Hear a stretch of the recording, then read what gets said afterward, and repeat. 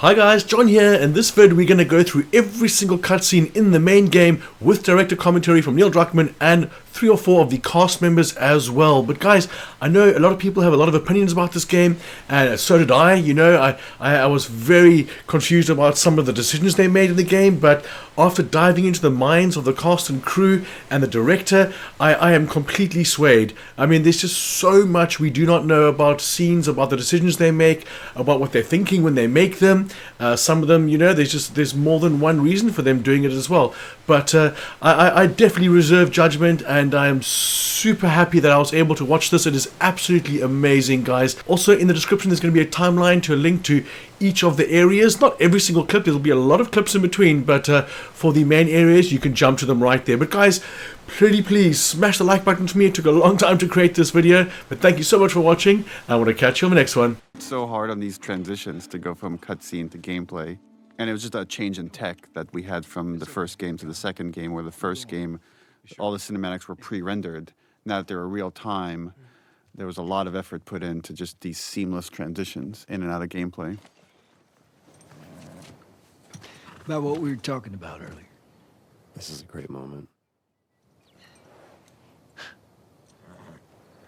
I can't say I'd have done different. And you have to wonder, is Tommy telling the truth? Or does he know it's too late to do anything about it? And that's the best truth to put out there. There's also something, it's just occurring to me now, but I think confessing to Tommy really speaks to sort of the themes of the game, of how hard it is to be alone and to carry things alone. And even Joel can't do it at a certain point and needs to unload on Tommy. And so what it is for Ellie to isolate further and further and further and carry her secrets alone more and more and more.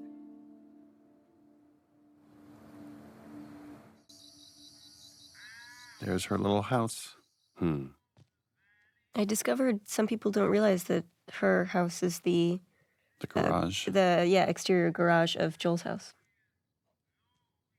Look, she's drawing a deer. Oh, and you're hearing Sean James' song, which was the song we did for the teaser trailer. Ellie? Shout out to the environment team that had to build several different versions of this room, as Ellie has lived in it for longer and longer and got more and more of her items from the old world that she's obsessed with. Lava lamp. I love this moment of just like, hey, how do you... Jesus. Do you both remember when we did this scene live on stage, just for an audience of 100, 200 people? Yes. I forget exactly. Like Jeff Keighley set up this one night live, and I wrote the scene just for that. But in the back of my mind, I knew already this would be the opening for the second game. Oh, yeah. And that was... Talking about how impressed they are with... Some of that was streamed except for this scene. That right, was just for the audience. Yeah, we did not stream the scene. There was this, I remember we got it, and then, as often happens, there's a team of people that kind of come up to you, and after you go, cut, you know, best that one, that's a take we can go with. And people just kind of clouded around you, and there was a conversation that was happening. We were trying to figure out what it was, and I saw you do your, you know, everything's okay, it's fine, it's fine. And then afterwards, you tell me this story that in Uncharted 3, the ship capsizing was one of the most resource-draining, almost game-breaking things that you guys, one of the most ambitious set pieces you'd ever done. And then in the Left Behind DLC, the photo booth was one of the most resource-draining, almost game-breaking things. He goes, up until you decided to put your thumb in your belt loop. Oh, that's right! Yeah, so actually that's funny, because you did that, Joel initially didn't have his shirt tucked in. But in order to honor, again, this little gesture that you did, redesigned his clothing. And the way we did clothing on this game is we actually sourced the actual material and scanned it. So we had to source the shirt, the pants, the belt, scan it, so we could do this one gesture that you did, which was like looping your thumb around your belt. Trust in you.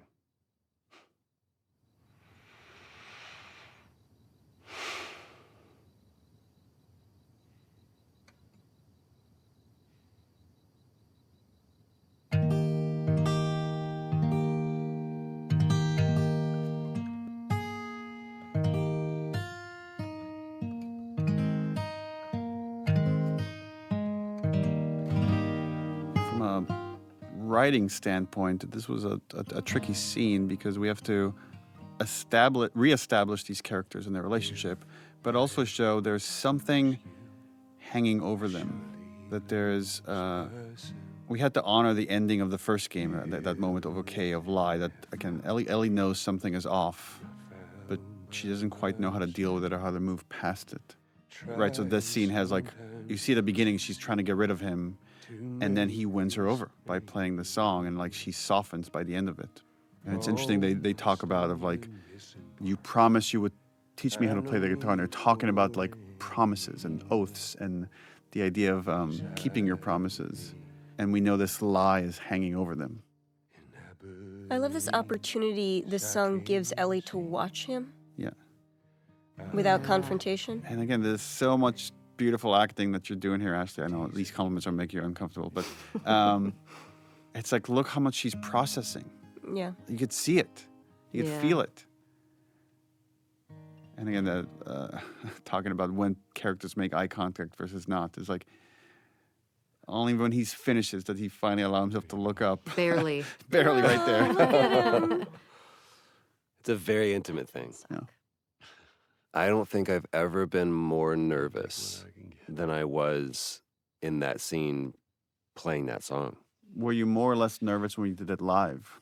For some reason, playing music live to me feels a little bit more at home. But also, I don't know if I fully understood what that song meant to you, Neil. And knowing what it was going to mean now to other people once they play the game. And now there was context to it. Now there was story. They care about each other so much. The lighting. Lighting is so gorgeous here. And this was the same pun we had when you both did it live. Do you remember the joke?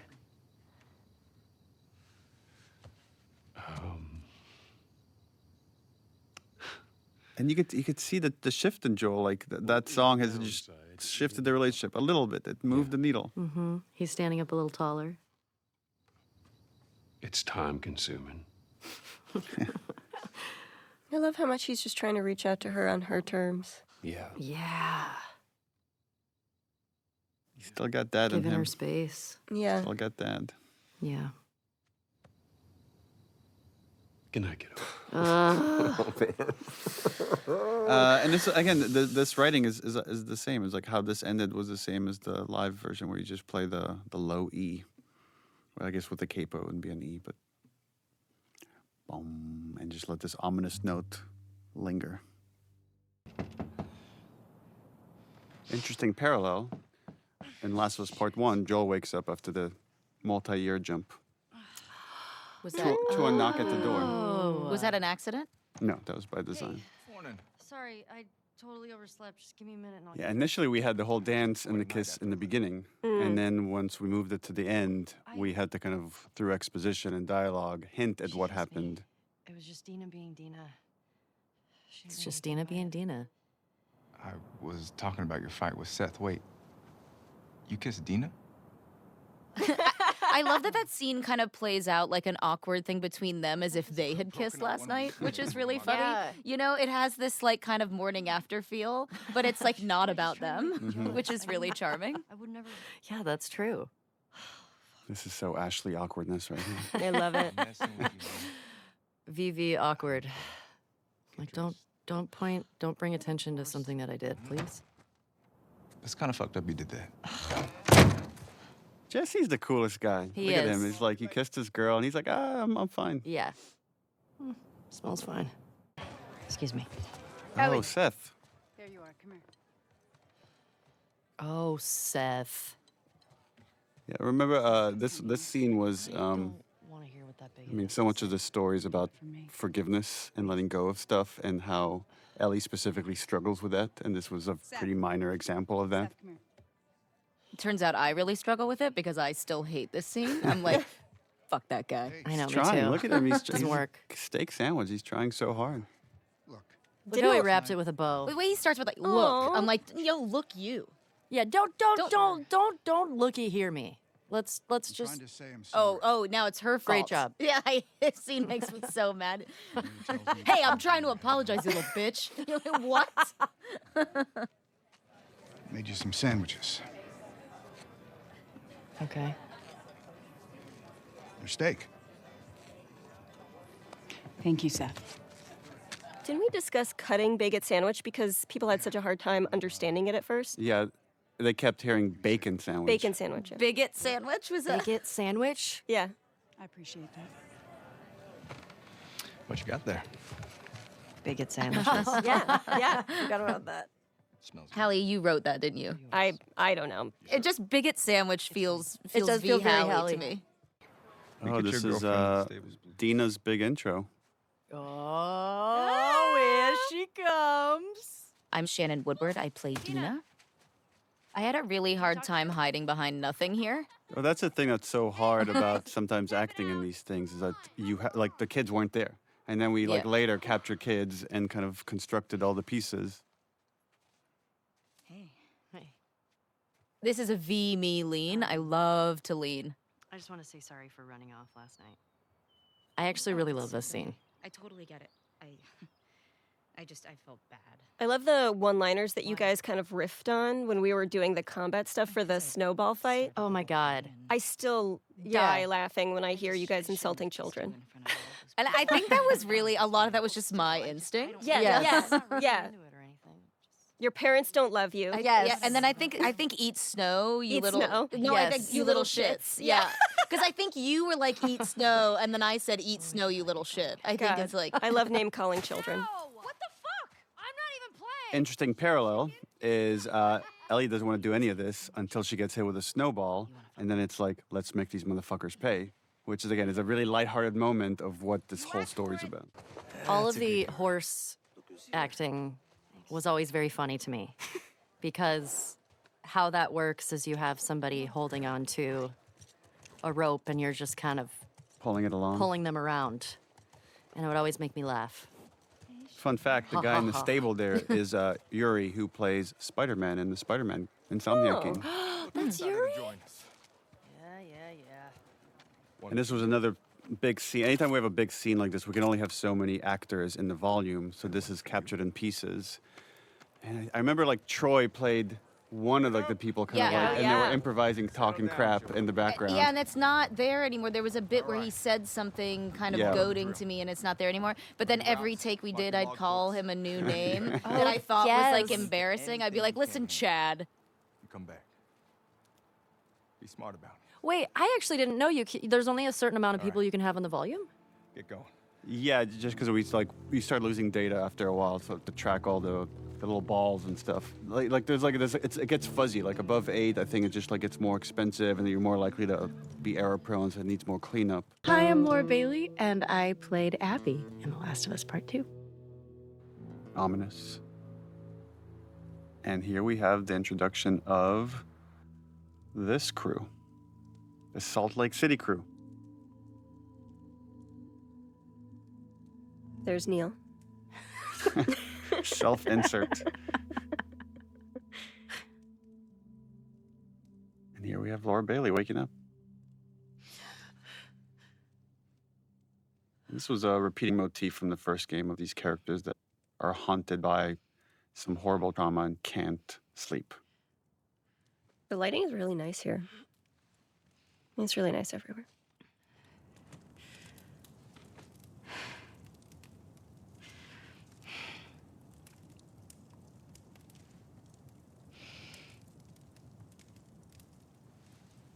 We debated quite a bit of like how much do we want to reveal for this character when you're about to play as her, versus how much we want to hold off for like the second half of the game when you get to see more of her.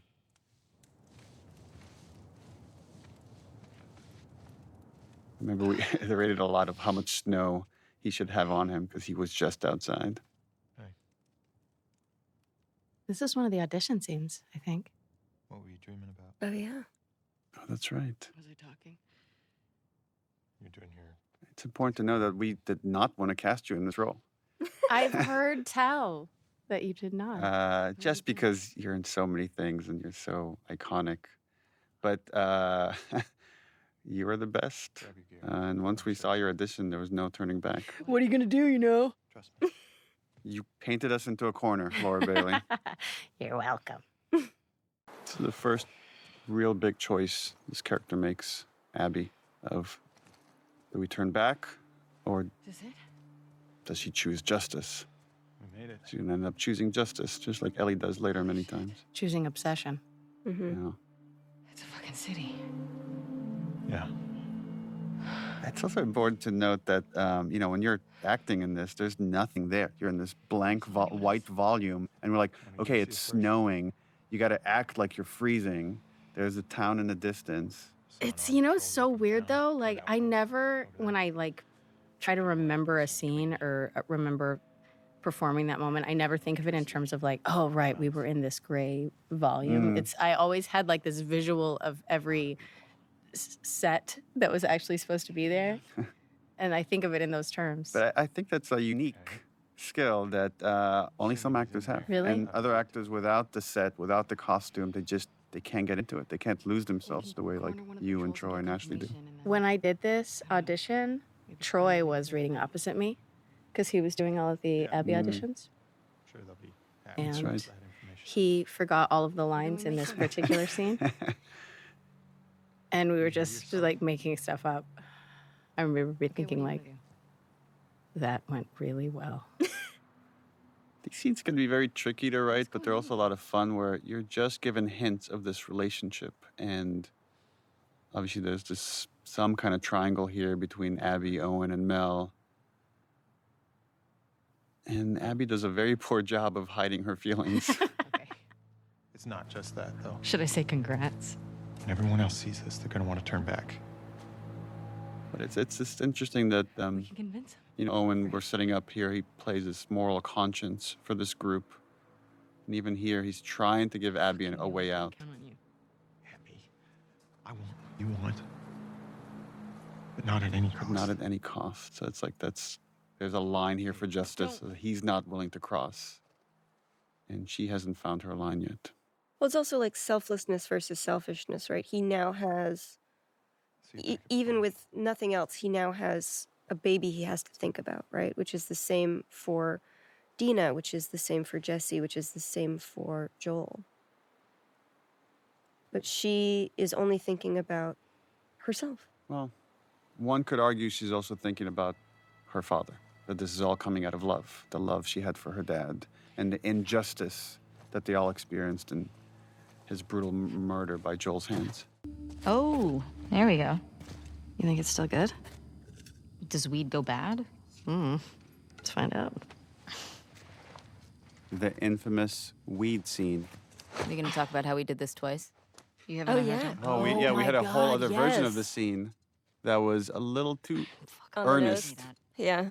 And we rewrote it and recaptured it. It's How do funny you you mean by described it that? as earnest because I felt that it was literally a fight until she's like, "Okay, I love you." It also felt that fight was trumping some stuff that happens later in the theater once we're in Seattle. So this was like a moment to give them What's wrong with you? pure innocence before we go on this violent journey. I remember, Neil, when you pitched the idea that, like, she throws the glass, and I was still, to this day, I'm like, but what if you smoke glass? I Yeah. get What if you really smoke concerned. glass? It is Yes. Yeah.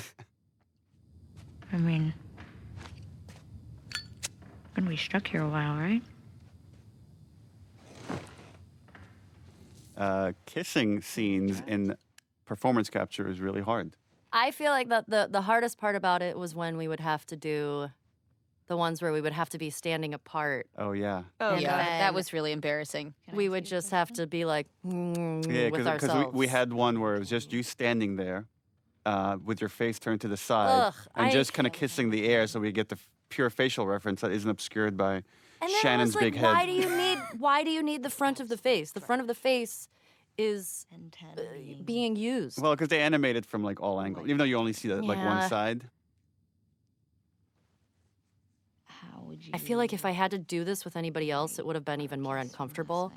But because Shannon and I got so close, it was helpful to sort of when we had to do those awkward sort of kissing moments and we weren't actually being able to connect with each other physically and feeling awkward and weird, we would still be holding on to each other. So it still felt... We were like minorly cuddling. Minorly cuddling. So you're like, well, at least there's like a little bit of something like here. Intimacy. There was still some form of intimacy that was like, all right, I still feel safe. I don't feel like I'm like flapping in the wind. And you're in a brightly lit room. Very brightly with lit a room. bunch of technical engineers like standing all around you. Yeah.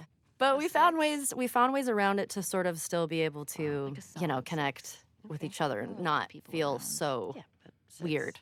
Oh, what? I mean, now I really want I to. mean, what you're doing is, I think, pretty hard. You're trying to convey years of relationship with this other your best friend, and it all has to come across like there's just so much history, and yet there's this still awkward thing that hasn't been realized until this moment. Have you met you? You make me want to go back outside into that blizzard. She's got to flick that joint really aggressively in a second. Flicky. Ellie's so cool here. Look at how cool she is. This better be better than a 6.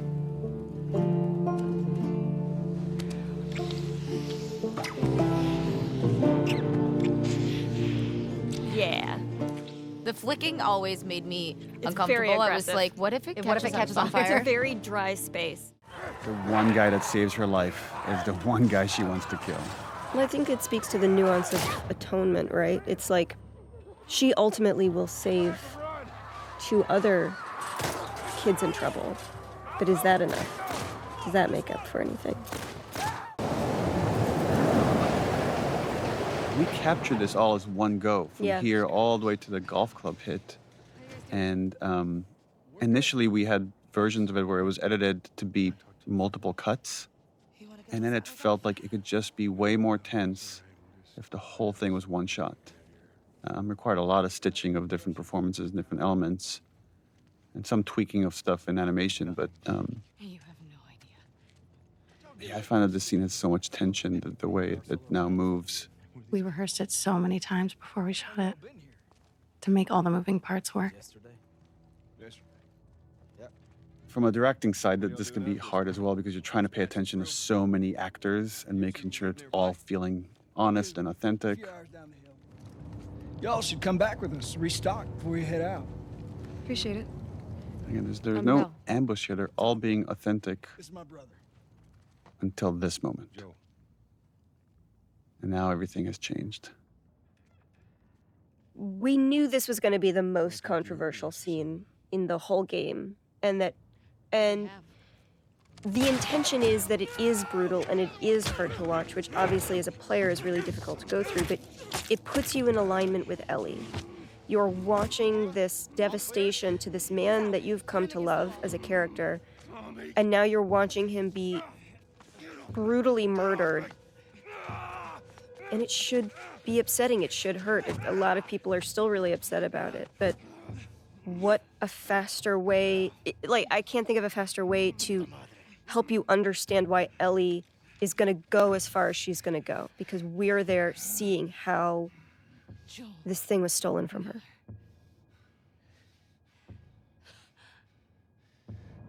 Yeah, this interplay of like, you want him to suffer, and he's not giving you the satisfaction of like, I don't care who you are, do your worst. Mm-hmm. And you try. Yeah. You try to do your worst. Joel's not a man who begs. That is a conversation I had with Troy about how prepared he was. He's lived for 20 years, 25 years at this point of like, just always accepting that this day might come. Something like this will happen because it always happens in this world. Yeah, it's irrelevant to him who they are or why they're doing this, because there are so many people who could want to do this to him, given the life he's led. I just remember shooting it and being like, this moment you've worked towards for so long and wanting it to feel right and wanting it to feel good. And it happens and you just feel fucking empty. Mm. Mm-hmm.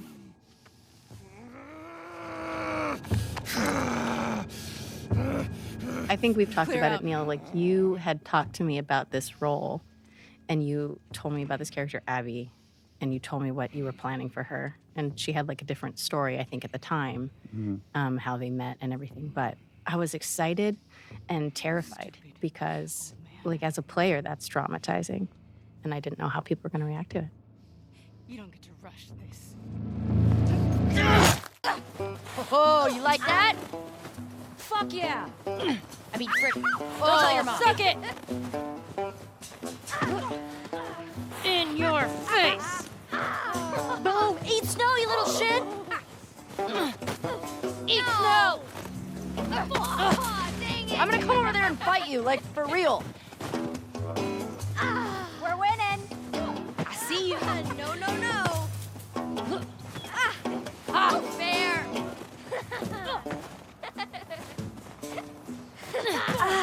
Oh no, you got snow in your hair.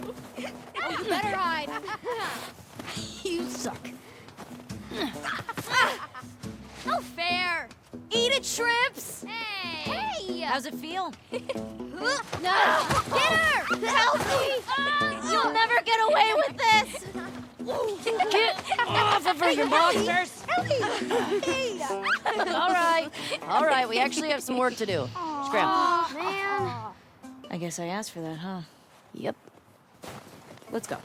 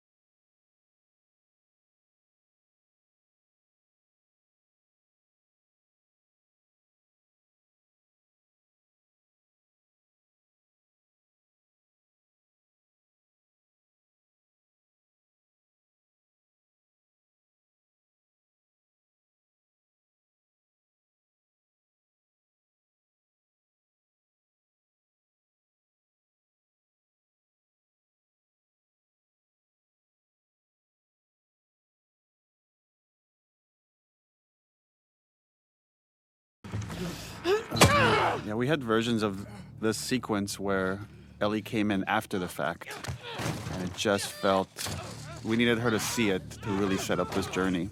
Yeah, this was rough. This was a rough day on set because I knew we were losing a character that we all love very deeply. You know, even the imaginary circumstances of that are just hard. It's also our, you know, all of our friendship, my friendship with Troy. So just seeing that and... What I remember more than anything is, you know, we're going through the mechanics of it, and we're stupid suits on a soundstage, and there's all of these machinations and things that are keeping it goofy. But the one thing that cuts through the din of all that is when I look over at Ashley. Because being the great actor that you are,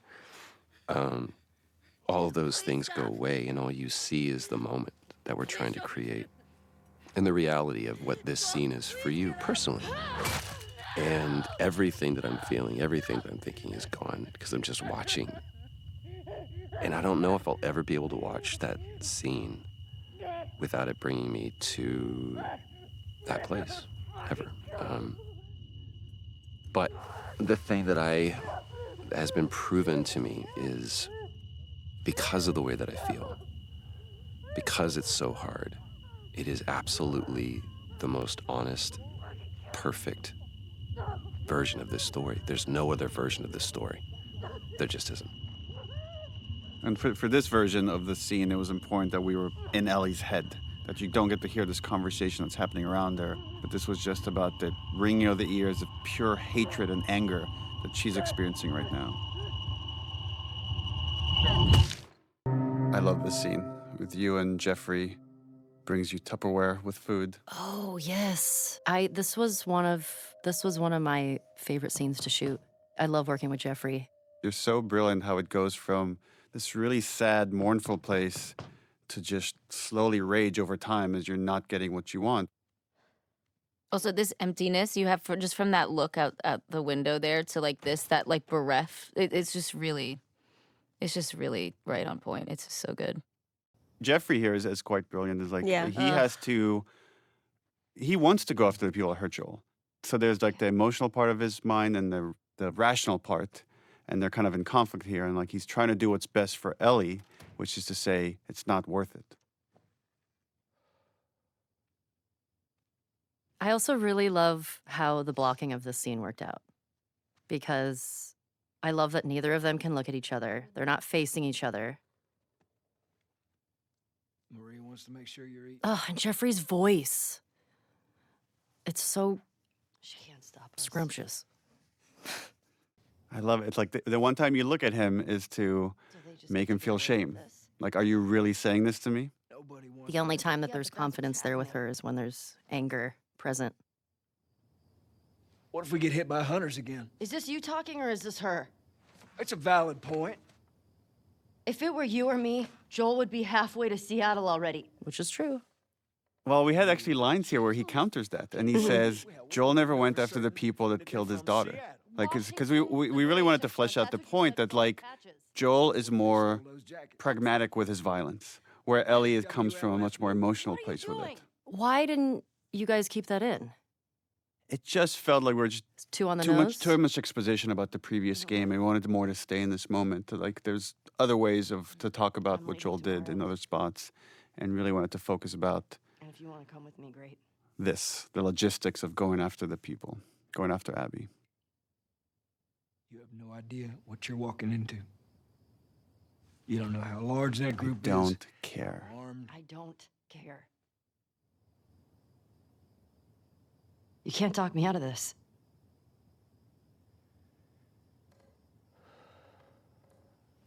Again, this moment of decision where he's like, in order to protect her, I'm going to have to go by myself. And he's like, now he's lying again. Not dissimilar to Joel lying to Ellie to protect her. Give me a day. Right? That give me a day's bullshit. Okay. There's got to be some folks you can spare. Why the choice of the hairpiece coming down? The little hair string for Tommy? There's a little bit of design. Like Abby has something similar as well. So it's like there's what animators call secondary movement. So as when he's moving around, there's physics on the hair. And just one more way to bring the CG character to life. Yeah. It's also such a flex because it really So doesn't hard. look good in other games. Like, it's just like, it looks amazing. And it's like, it's just like such a subtle flex. Like, look what we can do. Yeah. I love this hug that then it's just too painful for the two of them. They can't stay in that moment. That's too uncomfortable to be vulnerable. Got too much shit to do. There's something about, when it doesn't feel real until you're at his grave. Like there's a part of you, maybe because you play you play video games, you watch a lot of popular movies, you keep thinking he's going to come back somehow. And then it's like, no, there's his name on that gravestone. And then the famous Gustavo All Gone, another version of that theme.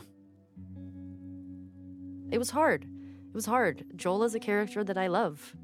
And I wasn't ready to let him go. So seeing that, even experiencing that of seeing, oh, we're doing a scene where we're at the gravestone is very final.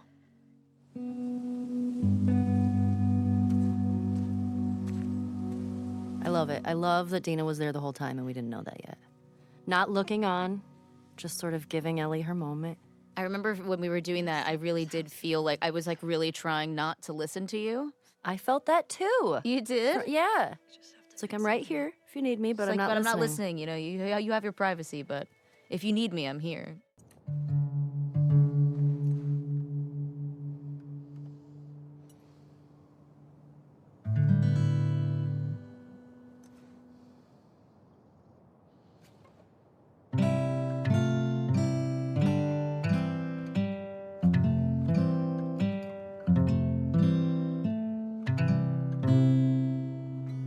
Hey, Hallie, do you want to talk about how we managed to get the rights to this beautiful song? Sure. We were looking for a song, and my bestie is a spectacular woman named Lauren Savoy, whose husband is Paul Wakhtar Savoy, who is a member of the band AHA.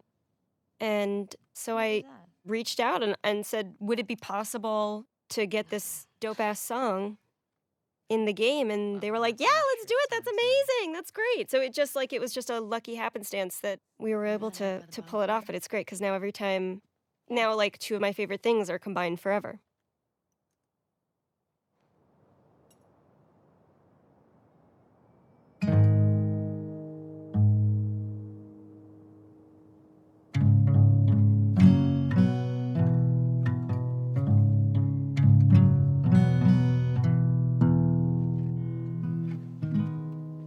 It's also cool how these things are such collaborations where that's obviously Ashley singing, but that's Ashley's friend Chris playing guitar, and we mocapped his hands and then transposed that onto Ellie's body.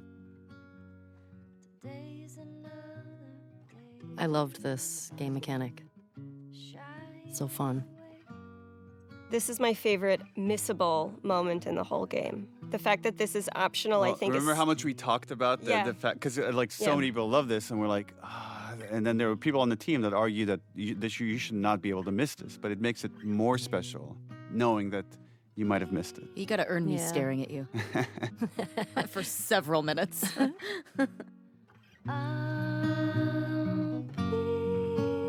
Such a good cover, too.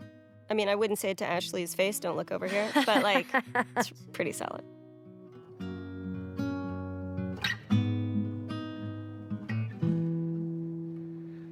Needless to say,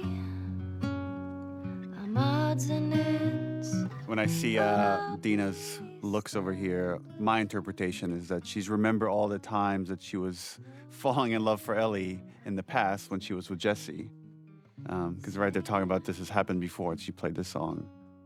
And the other character moment that's interesting here is like the song she originally played here when she picks up the guitar is Future Days, is what Joel teaches her. And as soon as Dina walks through the door, she stops playing that song because she doesn't want to talk about that. This is actually, I think, canonically the first time you will have seen Ellie successfully play guitar since the opening scene where Joel says he's going to teach her. Yeah. So this is the first moment that we realize like that he really did teach her. So it also represents not just like her relationship with Dina, but... Oh, you're right. It's every time she's picking up a guitar, there's a connection to Joel. Every single time. And we were like, when we were making this, we kept talking about what are different ways we could remind you of Joel, because he's not there. Make him a ghost. But he's present. There were versions where we talked about having like Ghost Joel like go talk to Ellie, and it just felt a little too campy for this story.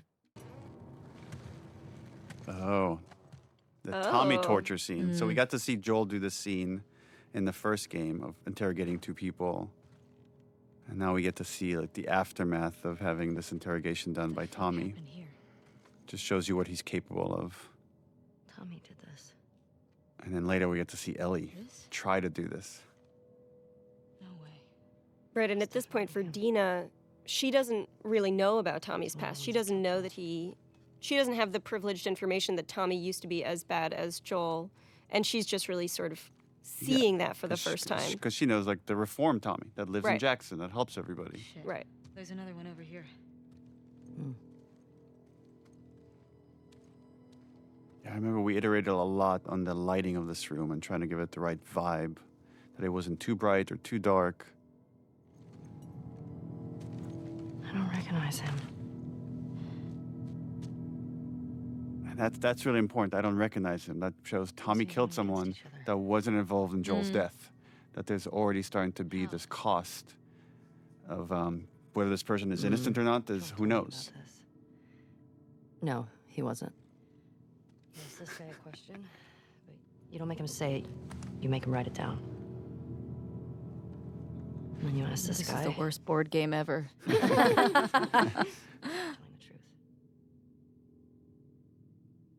One of the things that really like rocks me about some of these scenes is also just how comfortable they are around death all the time. Yeah. It implies her understanding this kind of anger and grief as well, that like Ellie really is not okay and she's losing because other people are going through this all the time. And so like it's those little things like that that really like moved me when I was actually playing the game. I was like, God, this is fucked up. Like And right around this area is where we have Dina mention her sister and how she was never able to avenge whatever happened to her sister. So she has this unfulfilled thing, and she knows how traumatic that can be, and she doesn't want that for Ellie. So this is the first contact with the people that killed Joel. He's great. Yeah. Chase Austin is great. And fun fact, Chase played young Sam Drake in Uncharted 4. How'd you find us? So ballsy. Big scar across his face. It's funny.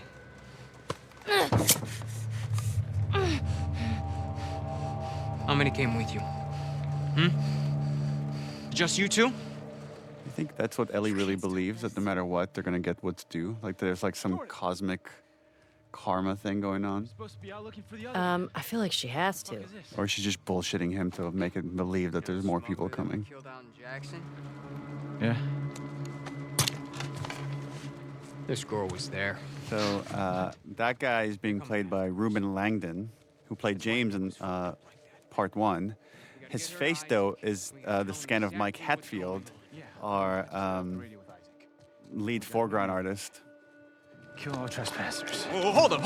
That doesn't make any sense. Direct order, man. No, let's talk to her. Let's figure out what she knows. I don't give a fuck what she knows. You saw what she did to the others? You have no idea. Deep in the background, Dina. I don't care how many people she's with. We will find them. We will kill them. Can you just think for yourself for a quick Jordan, second get the right fuck now? out of my way.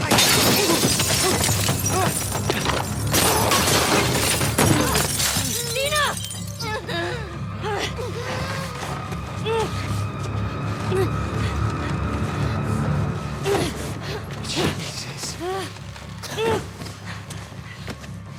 Come here. Dina!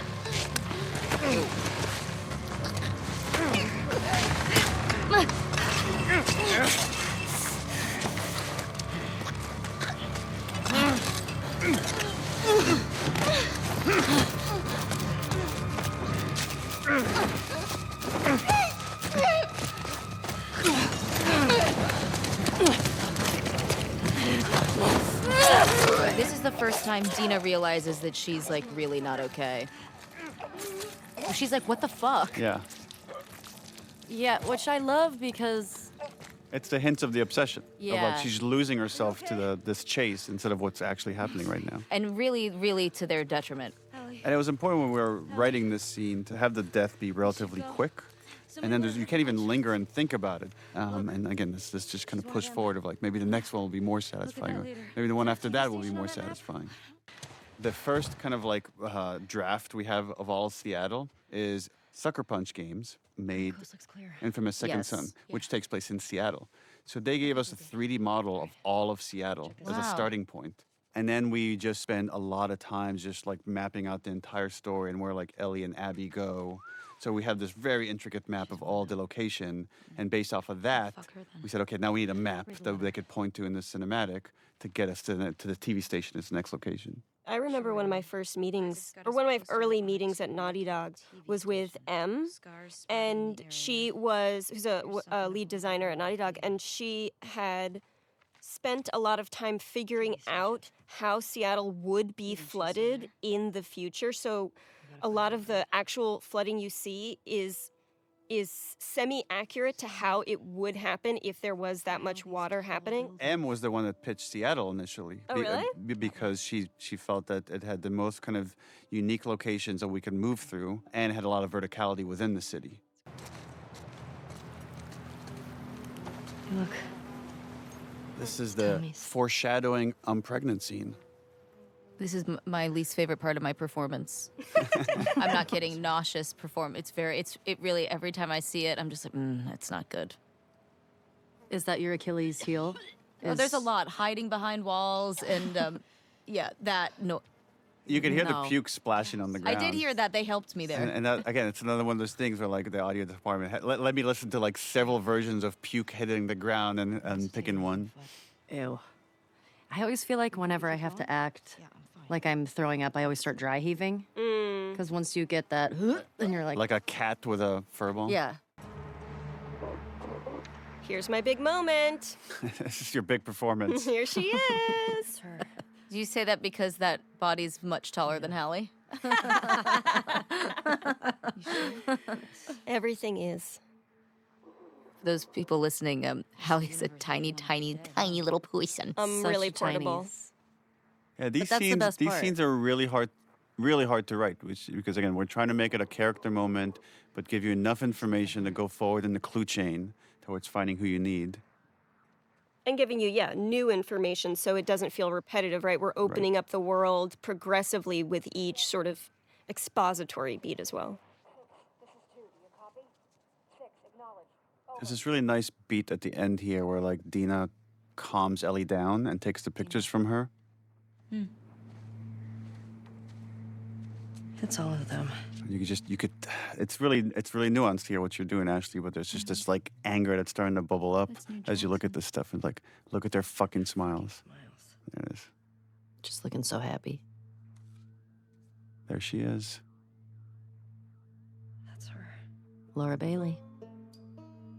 That's the one who killed him. And that's the Last of Us 2 theme, which is like a reverse version of the Last of Us 1 theme that Gustavo created for this. Hey there, Tiger. Yeah. Okay, You can see Tiger. it, how you, it's, yeah. Support Unit India en route to the TV station. Repeat, support Shit. Unit India en route. Yeah, we should get going. Is that you, Hallie? That voice? I was just wondering that myself. I'm Because like, it is that you kinda later. I think that might have been sounds you. like- yeah. Ellie, your mask! Oh, Here. this is this the is the mask scene. break. I remember just fighting. I was like, I just have to make sure her hands never touch the mask. I remember talking to you about this, Neil. Like, you were like, it's like she's committing suicide in front of you, is like what it is. Oh, like, yeah. Because you as know, far as you know, she is. yeah, and so that's where that reaction came from, was he was like, she's killing herself in front of you, is what it looks like to you. Yeah,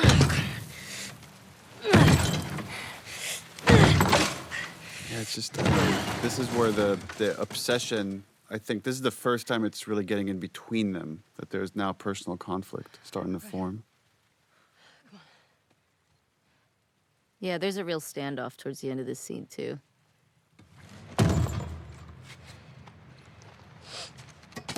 Hallie, do you remember, this was your first week at Naughty Dog, and we had an outline. Some of the major beats were there, and you had the idea of like, what if we made Dina pregnant? Yeah, because we were I think it was on my first day, and the problem we were trying to solve was we want these two girls to go to Seattle together. We want to have Ellie to have this conduit to talk about her feelings and maybe this thing to pull her back. But how do we how can we narratively hold Dina back so that Ellie can do a bunch of these missions alone? Because so much of this is about the singularity of the obsession and the loneliness of that and how hard it is to be alone in this world. And I just threw it out there. Let's knock her up. It's interesting too with, if you think about the first game, over the course of the journey with Joel and Ellie, is they slowly open up more to each other and reveal more of their secrets. And these characters are kind of doing the same thing. They're both holding back on secrets. So even though it's a very angry scene, they're revealing everything to each other.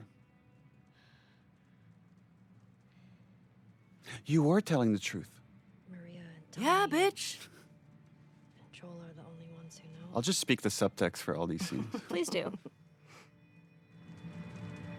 Knew. I found this scene really hard because it was one of the. I mean, we literally. You have two very like big reveals or reactions that could have been like really soapy if I did it wrong. You know, it's like the I'm pregnant and also like the chemical burn. You know, like that. That's really tough. Well, it's and like, because I remember we talked a lot about that, which is.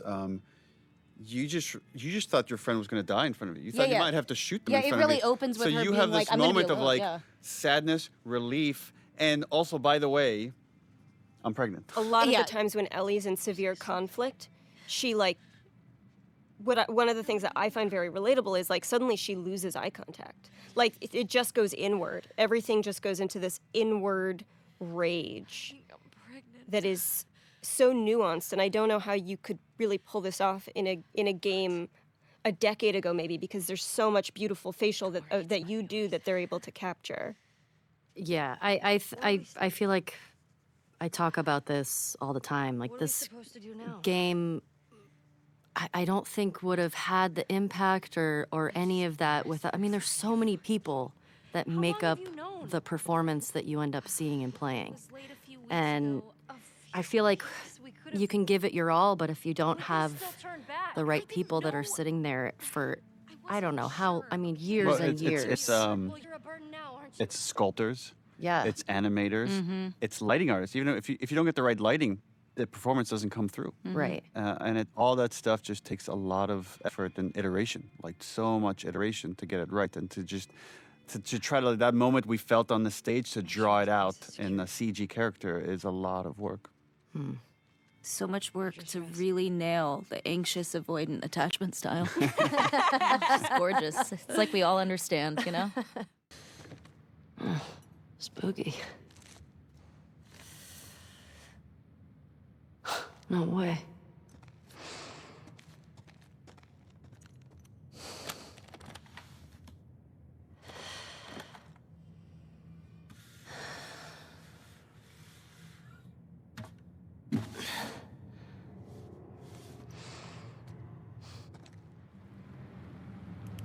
The way she handled it, it's like almost like a religious artifact or something. That there's like it's like a medium. Such It's like a- a connection to Joel. Yeah. Well, it is, right? Because we tie it to every flashback. Yeah. Yeah, I love that the attachment to Joel is through music.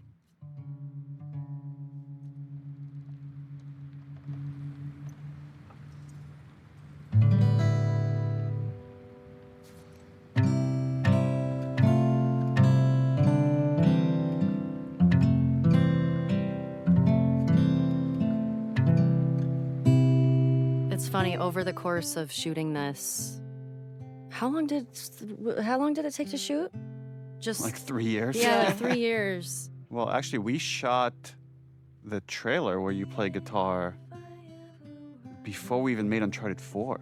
Because we had started working on this game, and then the game went on pause for 2 years before we picked it back up.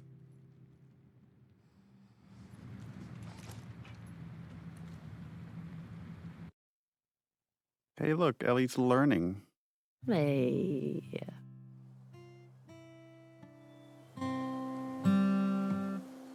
One of the things I really appreciate about your performance, Ashley, is how you're able to so seamlessly jump between these different ages and different levels of innocence that this character has. Thanks. Just need to build up your calluses. I also now watch this. I'm like, that guitar is so expensive. Why are you just leaving it right Just there? leaving it out there? Yeah.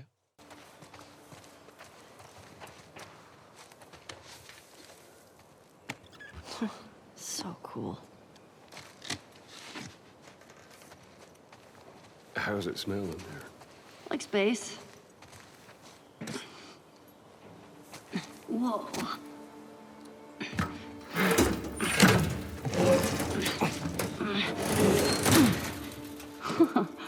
After you.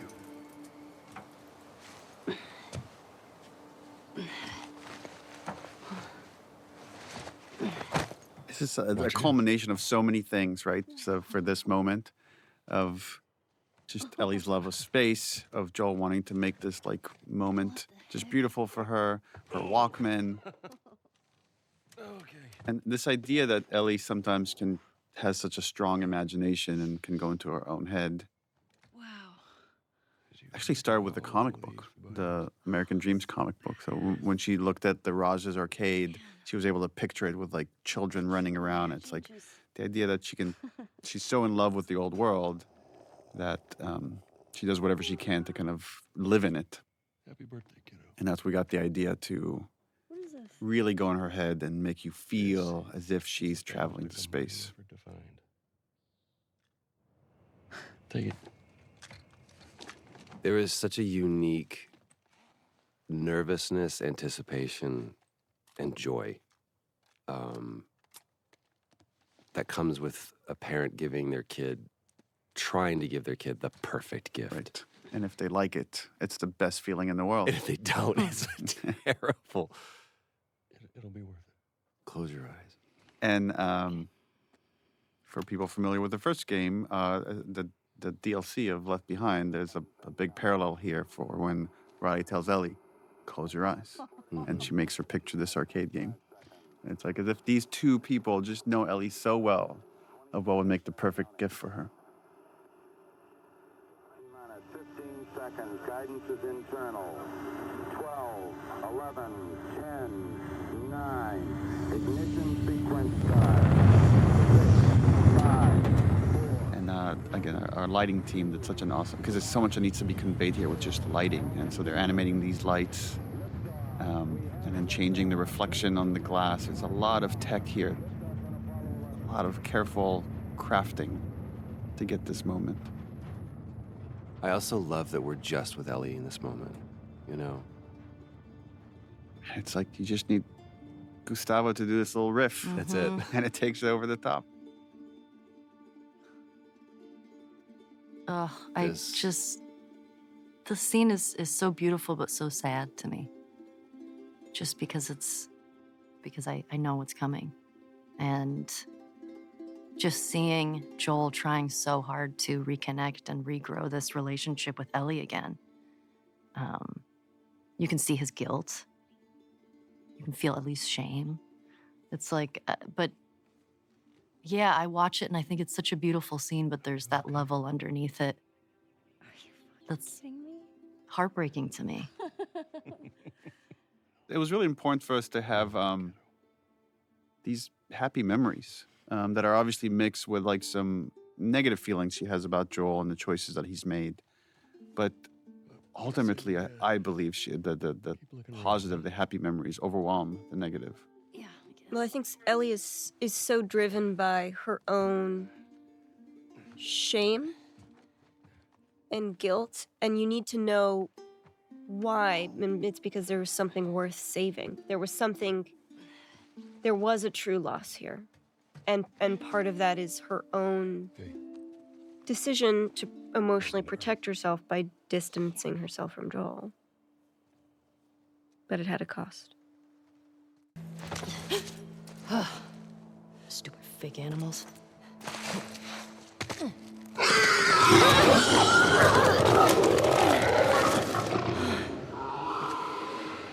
Oh, shit.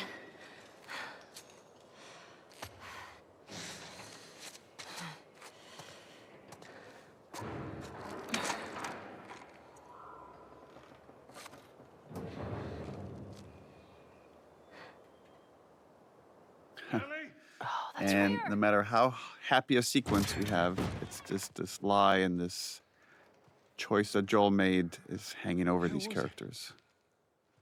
As a reminder for Ellie is like, you can't fully let this thing go.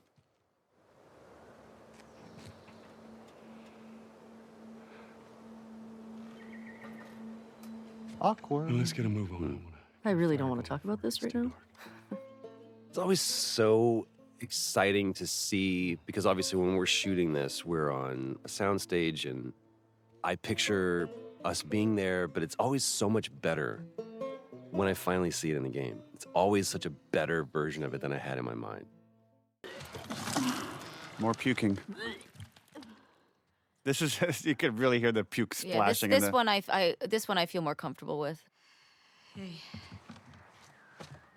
How hot do I look right now? Me to be fixing some kind of computer and then puking in the middle. Really proves how much Ellie loves Dina, because going up to someone that just puked and getting close to them, that's a lot.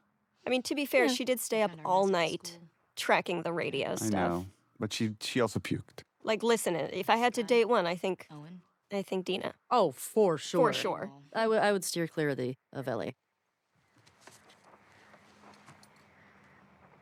Maybe Tommy got to him. Maybe. What about her? There's this moment, again, we don't, Ellie doesn't, there's a moment where she looks to Dina and then she realizes like how much Dina's been doing. The numbers. You could see the appreciation in her face. The TV station. I remember this because I felt so bad. Because the way you were just playing it, you were just so sick, but you were like, I feel like I need to pull my weight. Since I had called you a burden and I felt like such a piece of shit. This move right here of like scooting in, and this back rub thing is such an Ashley move. Well, it's also because we couldn't get too close because then we'd stick together. We'd Otherwise, she stick. would have held me. Yeah. Last night was stupid.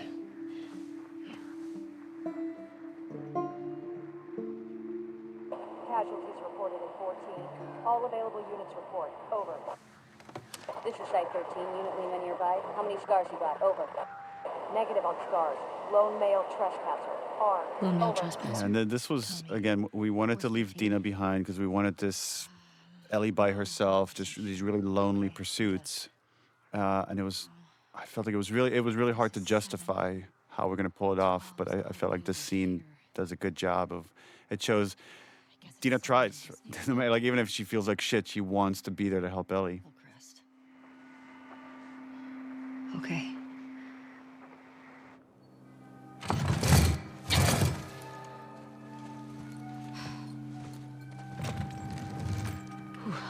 In The Last of Us, there's a lot of totems that come to represent certain people, whether it's Joel's watch, Ellie's switchblade, the guitar that's shared between Ellie and Joel. And now it becomes this bracelet that Dina gives Ellie as a good luck charm. It's like this khamsa, which is a very Middle Eastern thing that was very much in my family.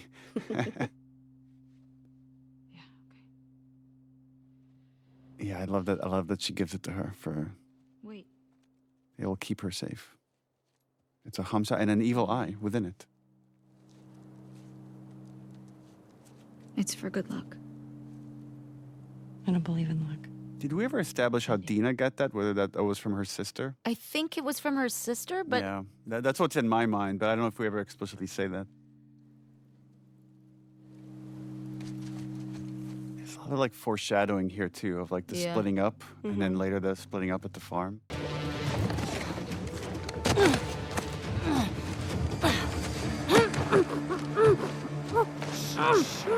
Oh, this is the scene that everybody hates us for. The great mislead. The great mislead. Yep. I guess maybe we should talk about that. When we released that first trailer for the game, a lot of people guessed that Joel was dead.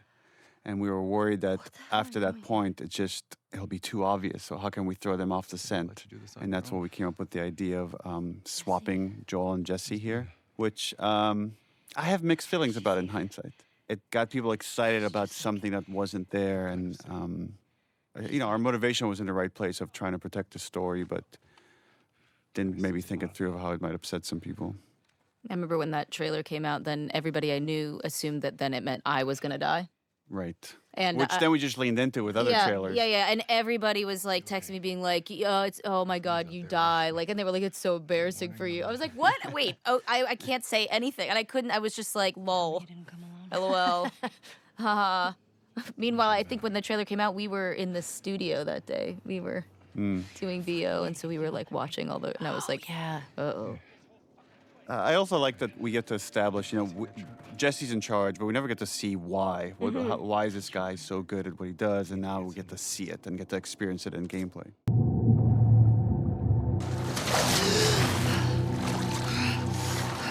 Yeah, and then The Last of Us, unlike Uncharted, we don't rely as much on set pieces, especially big stuff like this, but this was such a climactic level that we called Rescue Jesse, that we wanted this climactic driving sequence where they crash in the water. Okay. And then there was a lot of debate of like design-wise, do we want to walk all the way back to the theater? So decided against it. So this was just to set the tone that Ellie and Jesse got away. They are not being actively chased.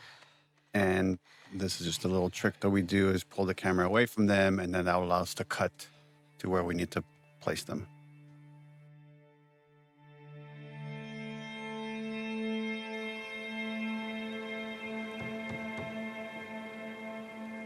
Also an interesting dynamic that we talked a lot about, this triangle between Ellie, Jesse, and Dina. And the thing we really didn't want to do is any sort of jealousy about, are Dina and Jesse going to get back together? Like, it was never about that.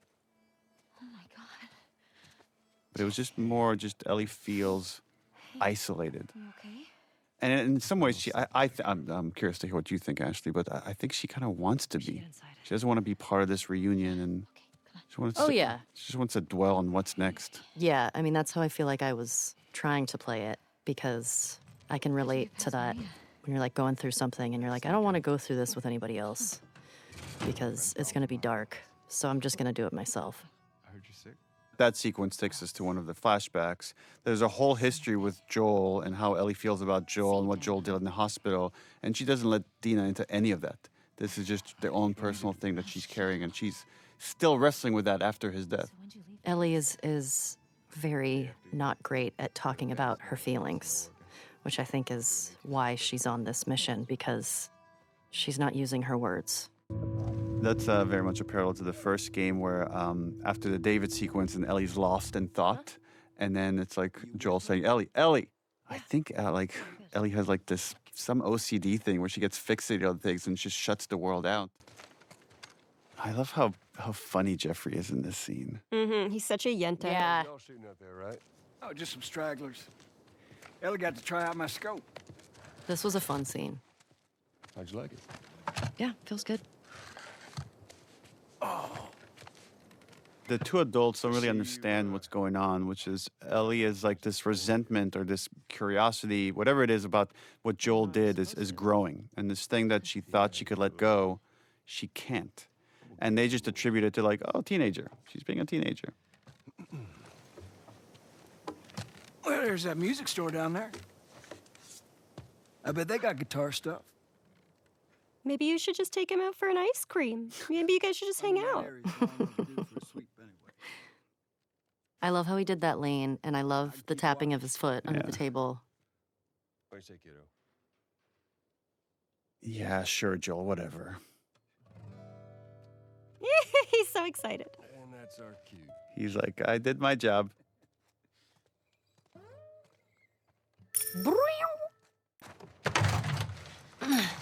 Yeah, the engineering of this scene, it was important to show that the constant cost of having not made a cure. Okay.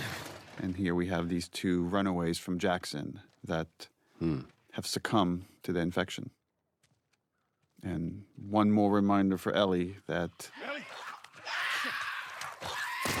things could have been different. Thanks. Yeah. But she wouldn't be here. We're also ignoring one of my favorite exchanges in the whole game, which is realizing that Joel does not know that Ellie is gay at this point, which comes right before this. Oh my God, that's right. Where he just assumes there's something going on between her and Jesse, and she's like, she's like, sure, for sure, totally. Yeah. It's like he sees her, but there's like a little bit of he can't quite fully see the full her. Jackson is a wonderful place, but we got tired of hearing the stories of people suffering everywhere else. These are some of the hardest scenes to do, where there's just a lot of exposition and making it seem natural, like as if she's reading this note for the first time and reacting to it. And again, you two did just such a fantastic job of I always feel like I'm just watching these characters. Love Adam and Sydney.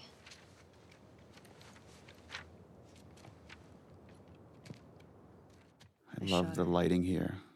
Just the way it's framed and silhouetted. It's so simple. The wood planks, so pretty. Only they were immune, right?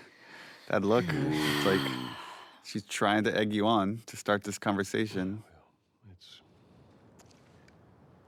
go get Tommy and we can get these bodies back to Jackson. No.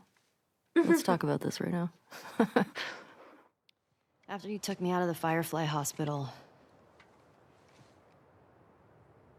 you said there were dozens of people like me. This is the moment he's been dreading, right? Being confronted head on again with this lie. Yeah, that's what they told me. I've never met another immune person before. Have you? Small details, like we had to do different versions of the tattoo. You could see she's got it outlined. It's not filled in yet at this stage. Do you believe that?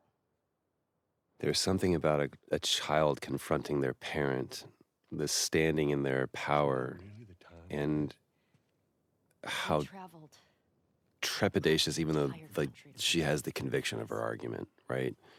But just how it still is a thing to stand up to your parent and see me as an adult. Why did you pull me out of there while I was still What he's doing here is kind of fucked up though, because he gaslights her. He's saying is like, you're bringing this up now next to these bodies, and he's making her feel shame for having just brought up this topic. Right.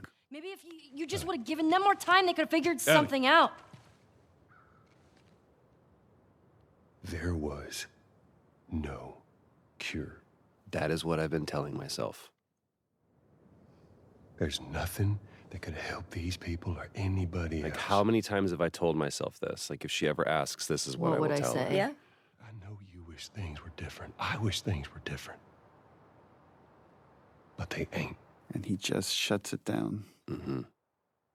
Again, it's such great performance with very little dialogue, but you can see how it's just breaking her heart because she doesn't believe any of this. No. Is there something else you'd like to rehash?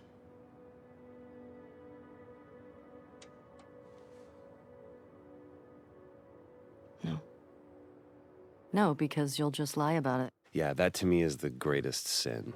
And the way you're delivering that no, it's like there's a challenge to him. Like, okay, if that's what you want to say, then we'll go with that. Yeah, because it's just like, no, I don't want to rehash anything else because you're just not going to tell the fucking truth again. I gave you a chance. Yeah. Yeah. Ending images. Hmm.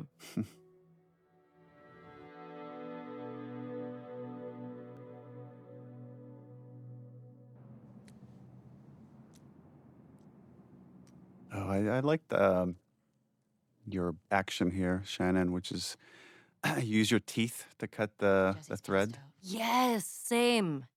Did I do that? You did. Mm-hmm. Yeah. That adds up.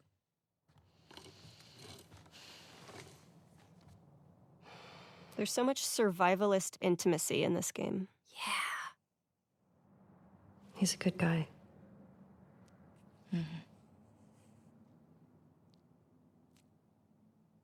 Why didn't you tell him? There's so much you could read out of those faces. Mm-hmm. Yeah. There you go.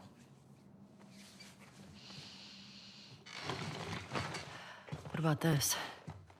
Anything worthwhile? And there's that fucking map Yeah, this again. is this is where the conflict starts to bubble back up between these two. It makes it so much more sad because it's like, just stick with Dina. Look how you have love and care. It's so interesting because it's what The Last of Us is about. It's like Yeah. within this room right now, you have like two kinds of love. There's this very positive one with Dina, and this kind of negative one of like, I gotta get the people that hurt the person I love, Joel. Wait, you're gonna go now? Yeah. And where now the negative one is trumping the positive one. Just wait for Jessie to rest up. She could be gone by then. She's got to make the lamb stop screaming, you know? We know her location. And she's using Tommy as an excuse in a very minor way now, in a much more significant way later. And it's funny. It's like all these people, like Maria, Tommy, and now Dina realize I can't convince her otherwise. She's just gonna go do it. So all I could do is support her. Well, it's addiction narrative, Yeah. right? It's like you have to wait until they bottom out. And it's the foreshadowing that eventually Dina says, I can't do it anymore. Oh, Hotline Miami. Or as this lady is so famously known as Vita Girl. Oh, yeah, because she's got a PS Vita. Named Nora. Sure, And yeah, this scene was already kind of like laying out hints that We're in the hospital. even if Ellie's trying to avoid violence, it's going to find her. Right? So she doesn't mean to kill this person. You gotta respect her efficiency, though. I mean, One shot. one shot wonder. Mm-hmm. No looking back either. Straight to gameplay. Oh yeah, this. Don't scream. I mean, Nora's Put that shit down. pretty smart in this scene. Yeah. Is that she knows she needs to get under Ellie's skin to just rattle her so she could get away. You remember me? But she still doesn't know who Ellie is until the next scene. You remember me. What do you want? Abby was here earlier. Where'd she go? I love all these scenes where like Ellie's trying to be like Joel. She's trying to interrogate Yeah. people the way Joel would, and there's always something a little off about it. Yeah. I mean, it's also think about letting you go. sometimes I feel like we can forget that she's only 19. Right. Yeah. And she doesn't want to hurt anybody unnecessary. Fuck out of Jackson. But just going on this journey is like you're not going to be able to help it. Yeah, I feel like each time she kills somebody, it's not as easy as it was kind of for Joel. Because each death feels like it's leaves something with her. Yeah. Yeah, that little bitch got what he deserved.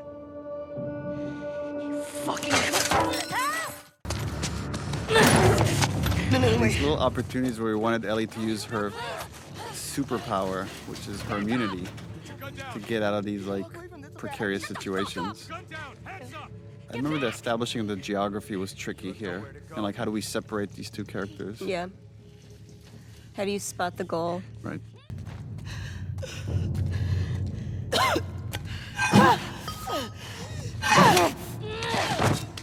There's this progression that with each one of these like revenge kills, we wanted Ellie to lose more and more of her humanity in a way that she doesn't even understand what is happening to her. So you could see a lot of this, and again, I love how you play this, which is you're amping yourself up. You kind of know what you're going to have to do here. And having the willpower, again, to hurt someone to such a degree. Yeah, there's a bit of a trying to stall a little bit. Like maybe there's some other way out of this. There are no fireflies anymore.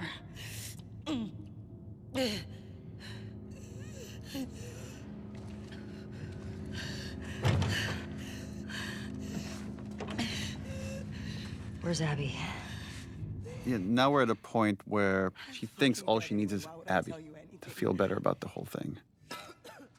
And that's where it feels like you can feel that she's still a kid because she's looking for this thing to try to fix it, and that's not it. It's interesting to think about the scene from Nora's perspective, which is like how much she's willing to sacrifice to try to help her friend. Mm. She's bracing herself because she knows what's coming. knows. Like, Nora's a pretty commendable character from the other side. And it was important to just add this little bit of interactivity to make the player complicit in this.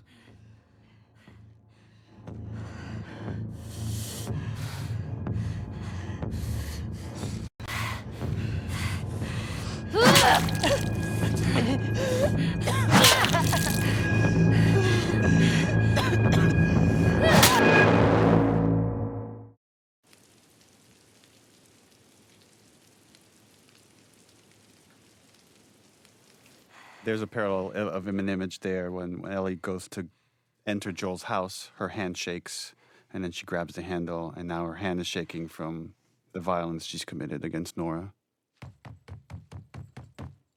And it just shows that as much as she wants to be like Joel, she's not Joel. I think Joel could disassociate more, just remove himself from the impact that his violence has in a way that Ellie cannot. Ellie doesn't have as much practice with it. She also has, I think, more empathy. I think so. I also think she needs it more than he did. I think for Joel, killing is practical, and for Ellie, it's emotional. Right. We see Joel in the first game tortures a couple of guys, and he just moves on. And then Ellie just did it, and it will forever change her. Yeah, that's not something you can take back. The torturing we've seen of Joel's has always been toward a productive purpose, right? It's to help or to save or to learn in a way to be a protector. And Ellie is just a destroyer.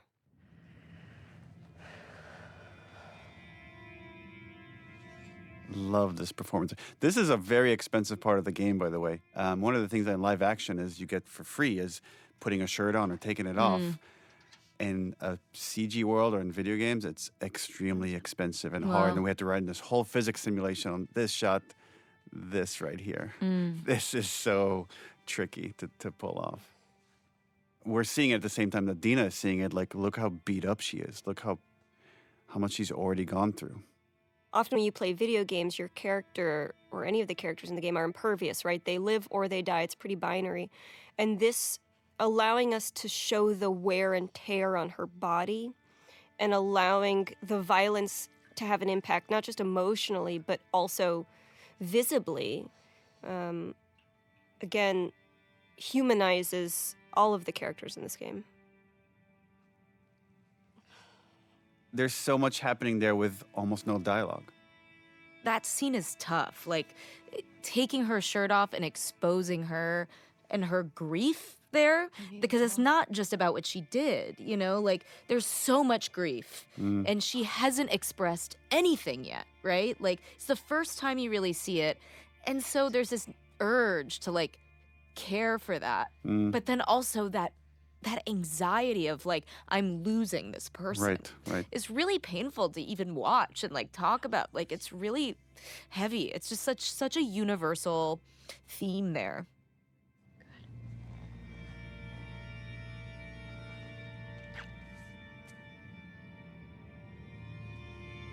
I was one of the ones. Right. Oof, yeah. And the girl.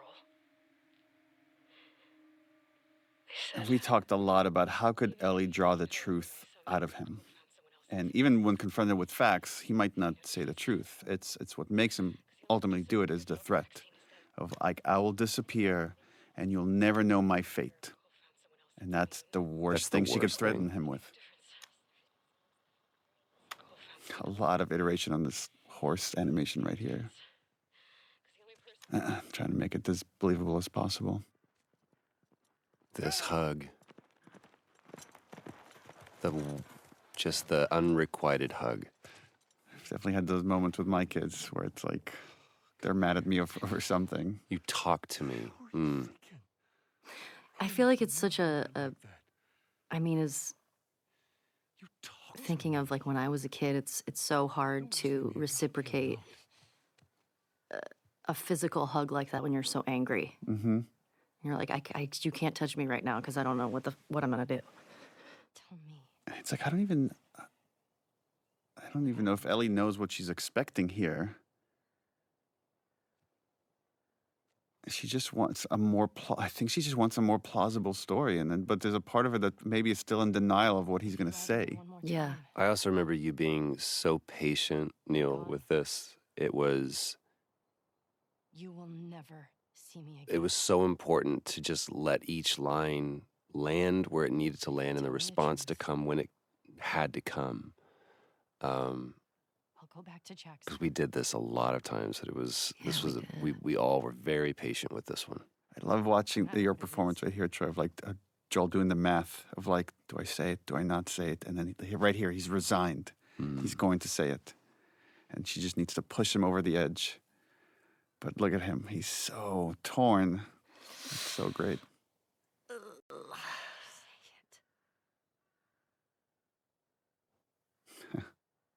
The first word is the hardest.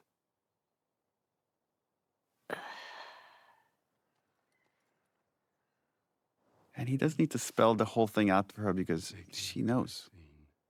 Yeah, she knows what this meant. Would have killed you.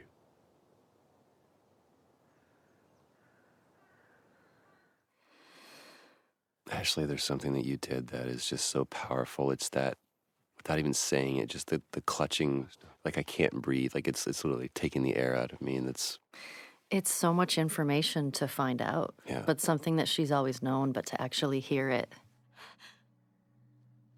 And also knowing that, oh wow, you have been lying to my face every time that I've asked you about this. And also the purpose that she had is kind of now gone. Yeah. Well, the sacrifices that all the other people made, right? Which is like Riley and Tess and Henry and Sam and everybody along that journey. Yeah. Going that whole journey in it. What was it? It can't be for nothing. It can't be for nothing.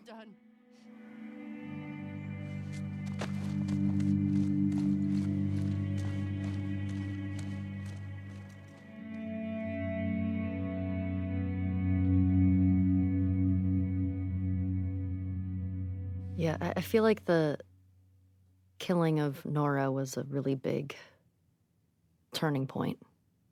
I feel like emotionally for Ellie, because, oh man, I love that part, just to see how much she's been through physically. Yeah, for me, that was one of my favorite sort of moments. Is so much in video games the characters feel infallible, or even if they take hits, they're still great, you know. And to show that this isn't just an external cost. This is she's destroying herself.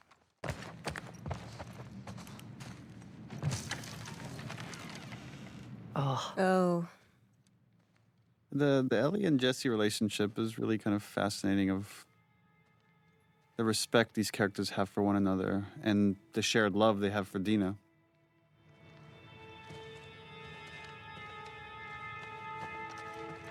And this was a cool shot of just showing what's at stake. We just keep pursuing this thing endlessly. I aspire to be Jesse when I grow up. Me too. Yeah. Such a good dude. She had a rough night. Also the idea of secrets, right? Characters holding on to these secrets, right? The idea that she's pregnant is a secret that Jesse figures out. Is she pregnant?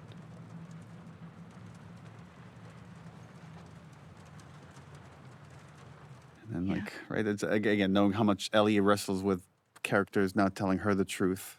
Yeah. And I think so much of the wrestling with that was like, I shouldn't be the one to tell this information. It's not my place to, but yeah, I don't want to. Don't want to lie. I don't want to lie. She needs real care, and she's not going to get that. Yeah, I know. This is starting to lay track of the choice that's coming later of I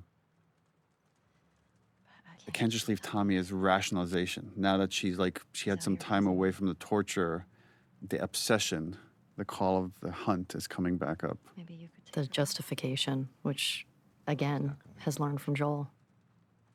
Yeah, whittling these scenes down to just the bare essentials, just to make them as tight as possible, to get back to gameplay. That was quite a bit of iteration. Which I feel like speaks so much to what you all do at Naughty Dog, is like the scenes don't have a ton of dialogue, and so much of it is just through looks or movements. Yeah, well, we're in a privileged position in that we have the budget and the animators and like the talent that could like translate what you're doing on stage pretty much one-to-one to what comes out on screen. But it does take a lot of effort. Let's go tell her we're leaving then. I'll just meet you. No. Like, yeah, he's got a lot to process, right? It's just... Yeah, he just found out he's a dad. He just found out he's a dad.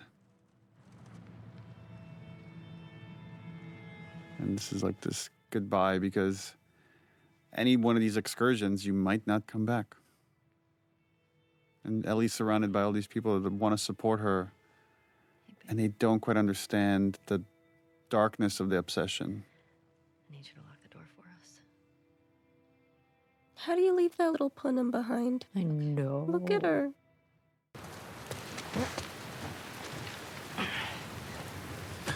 It took forever to build this, what we call the wide, which is like the deep background, where you could see the Ferris wheel, you could see just all these obstacles in front of them.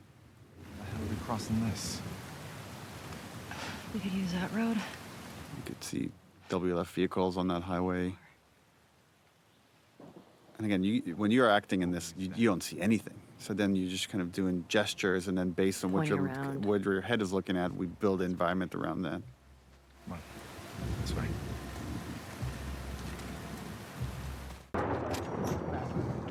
People don't come back from that island.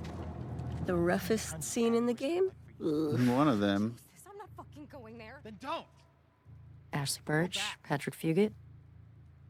Seeing these glimpses of this other crew and not quite understanding what this fight is about or what the conflict is. Hands up. Only later just getting the rest of the context. And this is Ellie trying to be Joel. Ellie trying to do the Joel technique of... And this is another one of the situations where Ellie doesn't want to kill them. She just wants Abby. But the situation gets away from her.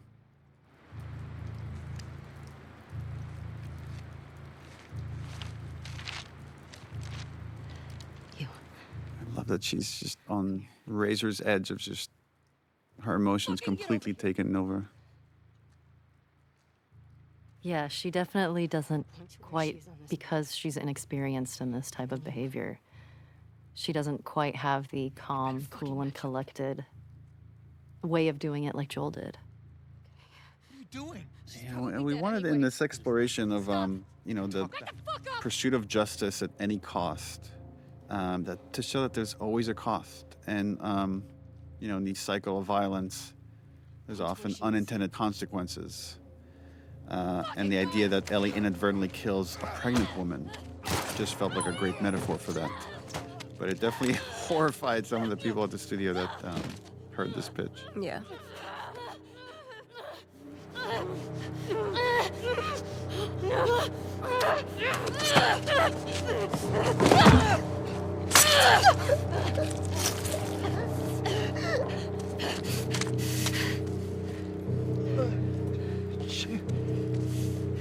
It's an interesting question of, at this point in Ellie's obsession, what could she see that would make her pause, that would make her seriously question, after torturing Nora, after leaving Dina behind?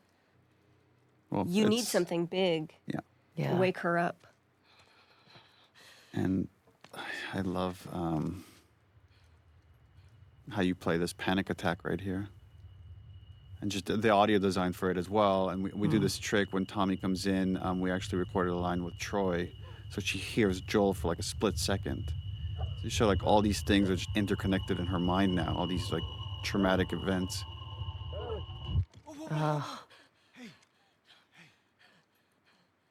Yeah, she's not built for this. And just show what a good guy Jesse is. It's like he went and got Tommy and said, "We gotta hurry and get to Ellie at the aquarium." Mm-hmm.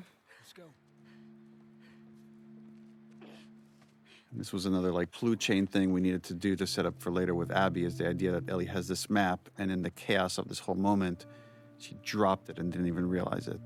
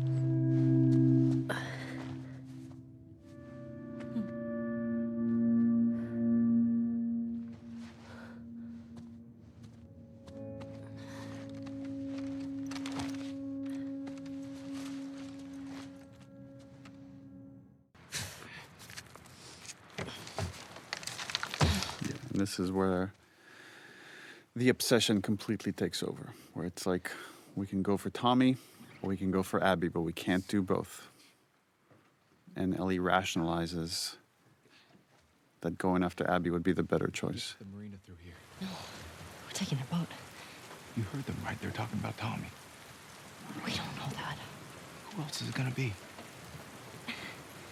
If it is him, he'll be gone by the time. And it's so fascinating to think about someone that just has put so much weight of like people being honest to each other, and here she's lying to Jesse and lying to herself. Yeah, I think so much of it is her own avoidance.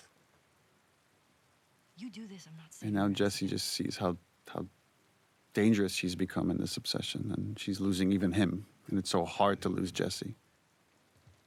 Yeah, and a lot of the construction of this game was these long stretches where Ellie would just be by herself. So to put these scenarios where we separate her from the people that love her, and wanting the player to feel as alone as she does. It's not gonna work. It's completely covered in snow. Nah, by the time we get there, this whole area will be thawed. Yeah, this is a bunch of obsessed characters, except for Jesse. Jesse is the most moral character in the story. What are you guys doing? That all have to accept Couldn't sleep. that it's time to go home. Come take a look at That this. it has to be okay if God is to head home via Ellen. some of them get away with it. We're in Fall City by tomorrow. We're doing good. It's like these two, they have to convince each other. Hey, They got what they deserved. Yeah. But she gets to live. So much, so much pent up energy under that line. He's still not on board. He's like, well, There is something interesting about how, like, Ellie doesn't see living as the punishment it is. Like, living with loss is the punishment it is, even though it's destroying her. In a weird way, for Ellie, like, it would almost be... She's suffering so much, and there's no peace, but she doesn't see that enough to say, I'm okay with Abby living with that level of suffering. oh, yeah. And losing Oh, yeah. everyone she loves. Like, I've made her life miserable. And that would be the triumph. Yeah, in her mind, it's like she doesn't know what life she's living. She doesn't know what burden she's carrying. She's like, any kind of life, she hasn't paid the price for what she did. It's funny, and yet Ellie is incapable of living herself, right? She's incapable of... Yeah, it's interesting. And this is Tommy just trying to make light of the whole thing. Can we say it's from all of us? Ha! You find your own damn bribes. I really like this, the relationship between Ellie and Jesse and just how much respect they have for each other. I really like this moment right here. How you doing? Jesse's just kind of the best. He's the most mature, level, reasonable guy. And Steven is such a cool dude. Yeah. Such a cool dude. He's just He's super like a- chill and like, he's kind of like a cowboy. Yeah, Like, and he's got, like so a- positive too. He's Yeah. even when he'd be like, I'm real tired, real tired. Because over the course of the game, he went from, like, newly married to having Several triplets? children. Yeah, I think like several children. My friends can't get out of their own damn way. It's like my friend's problems are my problems. Again, he puts everybody else over him. He would have been a great baby daddy. And no good deed goes unpunished. Ugh, Hands in the air, I shoot this I love how abrupt it is. me too. Get out of here! Stand up! Now! Don't you fucking dare! Shut the fuck up! This is one of the few scenes that Ellie and Abby are together. And when we're making the game, it felt like we're making two very separate games Yeah. with two different casts of characters. And then when they combine, it was such a strange feeling. Toss your weapon! I know why you killed Joel. He did what he did to save me. There is no cure because of me. I am the one that you want. And she doesn't get it. Just let him go. She doesn't know what this is about. You killed my friends. We let you both live. And you wasted it. Cut to black. Dad! Baby Abby! You can tell because her braid is so much shorter. It's interesting in hindsight now watching how when players do this, they think, oh, I'm just going to get a little bit of a glimpse into who she is. They don't know yet. You're only at the halfway point.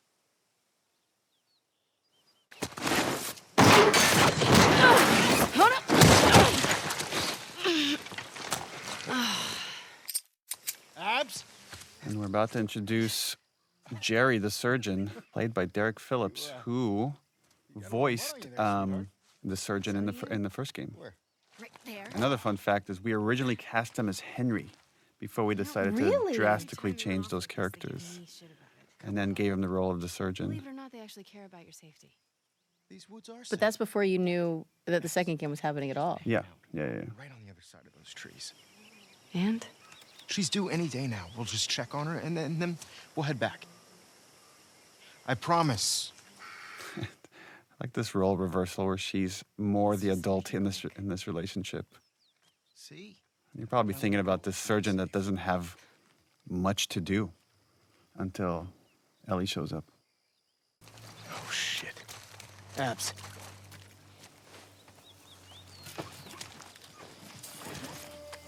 Of course, the zebra comes because, again, this is part of the Salt Lake City Zoo where the giraffes escaped that we saw in the first game. Zebra, played by the wonderful Chris Robbins, who doubled for a lot of stunt work as well for many characters on this game and the first game. I bet nobody ever asked him to be a zebra before. No, but man, he did a good nailed it. job of being a zebra tied up in barbed wire. And he's like this big former football player, and he's just knocking everybody around here. I love Pat just coming in like, what's Well, going on? Like, yeah, what the fuck is this? Come on.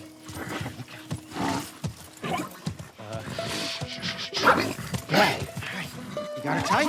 Right, and then this was originally a mini game where you had to cut the wires off of the zebra. We worked on it for quite a while, and just we eventually. did. That was a long scene of, Yeah. okay, now hold still. Yeah. Right there, that little slip in the mud. Again, that's hand animated. What the fuck? And then it's like, again, it's like the dad is acting like a child. Come on. And this was a stitch point because, again, the volume can only take you so far, and those stitches can be really tricky. But it was important in this project to always go outside the volume and just not make you feel. A lot of games, the performers could feel really constrained, like they're in a box. I wanted it to feel freer than that. The one Marlene keeps talking about. They found her in the tunnels. She has an old bite mark on her arm. No signs of infection. That can't be. They're already running tests on her, but you gotta get down there. Now there's like this glimmer of hope with Ellie and revealing that we're in that same giraffe location. All this beauty and wonderment happened in the first game.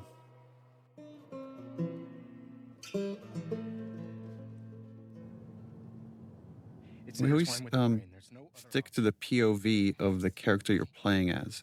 So this was like why we're coming into this conversation late, is because you're hearing it when Abby hears it. She's a child, not some petri dish. You Merle Dandridge. Come This is back. my first day meeting Merle. And you're okay with killing her. No, I'm okay. Like Merle and I had so many conversations about how conflicted she was about what that has to happen, and then years later to visit the moment when she was arguing with Jerry. Asking me? Are you telling me this is how it's gonna I always like that we get more insight into these characters. To buy in. And what if this was I like seeing Marlene advocate for Ellie behind the scenes because Yeah. she's so resolved in the first game and the show, and to see that actually privately she was advocating. It's justified with this one act. If this was your daughter. And the parallel here with Jerry from the first game is he's repeating everything that Ellie says right outside on the giraffe sequence in the first game, which is like, all the sacrifices we've made, it can't be for nothing. He's making the same exact argument Ellie does. And then Abby walks in to give her dad an out. Look, Marlene. And Marlene is done arguing, especially in front of his daughter. Thank you. I'm gonna go tell Joel. Why? The ethical thing Marlene does here is like, I have to tell Joel, which is ultimately her fatal mistake. Yeah. I guess Jerry's fatal mistake too, but he allowed it to happen.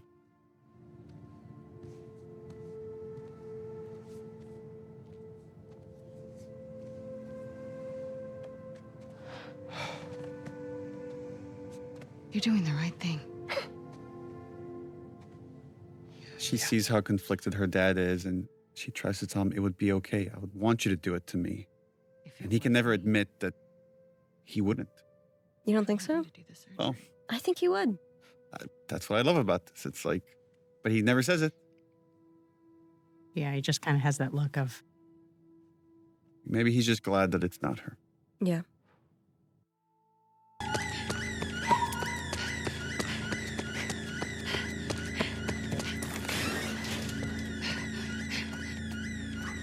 Is he still in the fucking building? Oof. Abby. No. Don't look. We can't spare any of our characters from seeing the trauma firsthand. yeah. Joel with Sarah, Ellie with Joel, Abby with Jerry. And it's just this shared trauma between these characters, and now events are set in motion. And now we get to see the other side of what happened after Abby kills Joel. Please stop! Please don't. Forget again, this is such a collaborative process. I don't even remember where some ideas come from, if it was editorial. I think it was editorial. Yeah, but to see the scene again from Abby's perspective and now get the fuller context, which is the whole concept of this game of like, you have one notion of how things go down, and then we give you more context and make you question your initial feelings about it. Whoa, what are you doing? Manny. Cleaning up. No. You remember how hard Pat pushed Alejandro? He's right. We can't have loose ends. Yeah, Pat, dude, this also good, but Pat specifically would just kind of lose himself in these moments. Fuck your face. You should have been guarding the upstairs like I told you to. Move! Back up. Calm down. Or what? Back the fuck up! Calm down! Now then! You gonna shoot me? Stop! We're done. There's your fatal mistake. done. Not cleaning up your mess.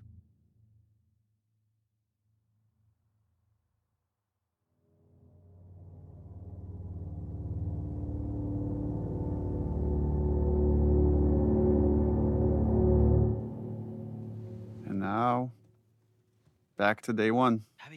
And this is where I think the penny drops for most players that, oh my God, I'm gonna have to replay this entire sequence from the other side. This was fun. City of Thieves was highly inspirational for the first game, written by Game of Thrones co-showrunner David Benioff. And I wanted to put it in the game, and I had just started working with Craig Mazin on a TV show, and he's friends with him. I'm like, can you ask them? He's like, oh, of course. And within 5 minutes, I had like a text message like, yeah, no problem, put it in the game. Yes. Vámonos. I love that Abby and Manny are roommates, that they're just bros. Gender means nothing. It's crazy because we were filming it. I always thought of Manny as this like really fun loving. He is. He's this really fun guy, right?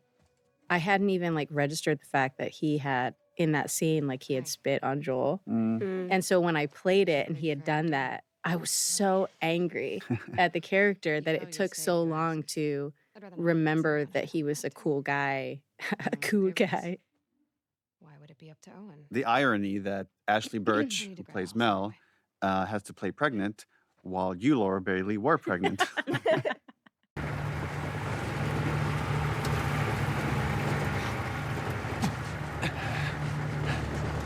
We're almost there.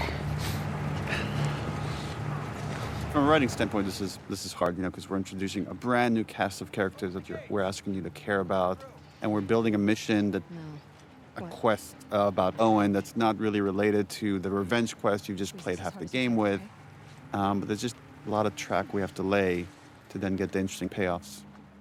Just showing how close these people that came from the Fireflies are. That despite that they're in a group that's very tribalistic, they have their own tribe within that.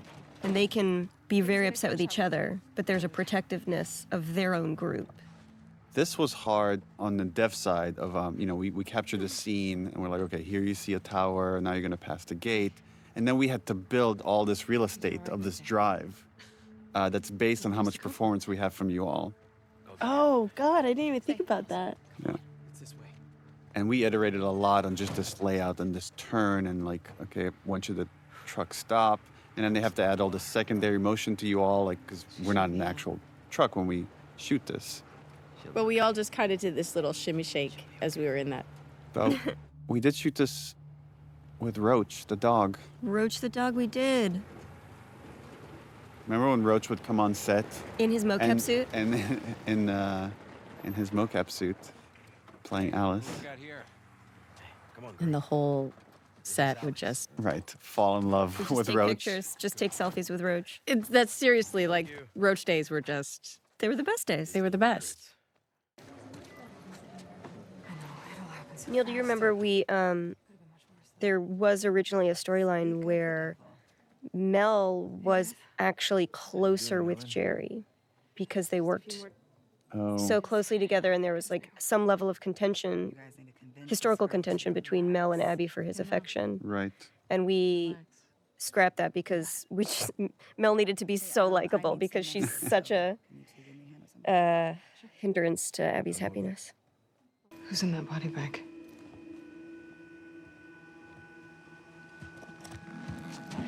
Poor Danny. This is where Abby gets such a relief that it's not Owen, because this whole time there's this dread building that she thinks she's about to see Owen's body. Where's Owen? I don't know. A few days back, there were some scar sightings out by the marina. Character model has incredible arms. Yes, I was Incredible just looking at her arms. I mean, everybody talks about Abby's arms, but yeah, but damn. Nora's arms. Nora's the sleeper.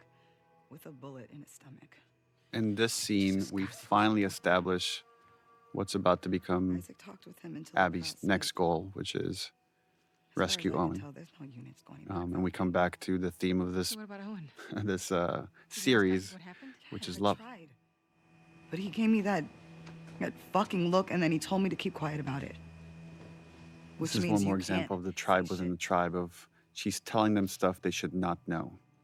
Because she trusts them, she cares for them more than she cares for the wolves, the WLF. Where is Isaac? Now we gotta go see the big man. Last I heard, he was in the apartments. It's kind of cool to, again, build this guy up and then give you a glimpse of the person that runs the WLF. Hey, Abby. We need to go up. Isaac's in there. Oh. This was another one of those sequences where we didn't want to be confined to the volume. If I remember correctly, we mapped out with tape on the floor of like this floor. Then you go into just a marked area that's going to be the elevator, and then you come out, and the whole place is marked differently when you're in Isaac's suite. Sir, Abby and Manny are here.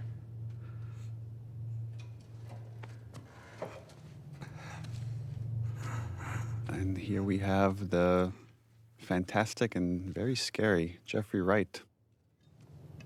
Don't let him fall asleep. There's a dehumanization that happens when you're in conflict with another group for so long, and there's so many like retributions that they get to a place where you can torture them because they're so dehumanized. And we get to see how easy it is for Isaac now that he just sees them as pure enemies. We met Jeffrey Wright because his son was such a big fan of the first game. And talking to him, I offered him this role, and he was very excited to take it on. So it was fun to work with him, even if a little intimidating at times, just because his gravelly voice is so creepy. What's going on, boss? These small skirmishes. Can't keep going like this. Then what? This was another obstacle we're throwing in Abby's way, which is, in the past, Isaac has given her a lot of rope because of how capable she is to pursue Joel. But here, he can't afford to have anybody leave because they're going to go all out to kill every last scar, as he would call it. Sir, we try attacking their island. I remember in like early iterations of the script, having a bunch of scenes, not a bunch, but having scenes with Isaac, where he was very much a mentor for her and almost like a surrogate father figure as she was growing up. Those were early versions of the story where just in trying to shrink this behemoth down, we end up cutting. But the other thing you could see here is Jeffrey Wright has a limp. And the reason for that is if you look at the concept art, he has an amputated leg. And there's no opportunity to really see it, but the limp is still there. Is someone okay? And then we did so many takes, and Jeffrey insisted on eating an apple in every take just to make it authentic. So he ate a bunch of apples. To Laura's point, we wrote scenes. I remember drafting scenes where he's coming in as trying to be sort of a Tommy, like a father figure after she's lost her dad, and you come to realize how intimate their relationship is, but it's something that she will very quickly give up in the face of Owen being in trouble. And as soon as she connects with Lev, again, she's willing to give that up. But couldn't do it for time. You get little hints of it because I feel like our relationship in this scene, you can see that he's given her things in the past. She's used to being able to Get her way. And that one line, the way he lives it, like, stop gossiping about it. Like, the idea of that you guys need to stop, like, being this, like, Salt Lake City crew. You're part of a bigger group now. Yeah. There are things more important. And we'll get to the bottom of it. And even here, he's, like, saying, when the time comes, we'll do what's right. Yeah, at this point, you find him to be, I think, torturing aside, like, he's a very fair leader with her. He's given her a lot, and then now he expects her to step up for ultimately, what, a 3-day assault. The way he behaves, again, this is like we're on a broken record, which is he loves his people. He's going to go commit atrocities because of how much he loves the people that look up to him. He's going to burn a village filled with children. Right? No way Owen killed Danny over some scar, right? What? No. Abby, don't. I'll be back by morning. You just gotta cover me till then. Isaac will kick your ass. Not before the assault. You heard him. Abby doesn't care about this assault in the same way that Joel didn't care about finding a cure. It's just about the people that are close to us. And now we head into her head for flashback. The most fun scenes to shoot. Stop it. This was fun, watching you two be so playful. They were like a little respite from all of the horror. The horror that we were shooting. And again, establishing Abby has vulnerabilities, right? Not just emotionally, but she has a deep, deep, deep fear of heights, which then gives Lev an opportunity to help her. Just interesting, these characters that here with Owen and then the other time with Joel, when he takes Ellie to the museum, of these gifts that they give the people that they love. And here it's like he brought her to show her this beautiful aquarium as a show of his love. Well, he's trying to, right, in the same way as Joel after David, he is trying to get back to the Abby that was. He's trying to get back to the dynamic that they had. And he's putting all of his heart into bringing her joy in the hopes that he can get confirmation that that person is not dead. It's getting late. Yeah. We had these long talks about how Abby, like, is so serious and doesn't want to joke around. She's not a jokester. And I think Pat just, like, took that and ran, because every single time we would shoot, he would try to make me laugh as we were shooting as, like, a challenge. I'm serious. It is like, at this point, Abby also, I think, is trying to be the person everybody wants her to be. She's trying to be the old version of Abby. She's trying to be the loyal soldier to Isaac, who has given them a home and a purpose. She's still figuring out who this new version of her is. Reinforcing her fear of height.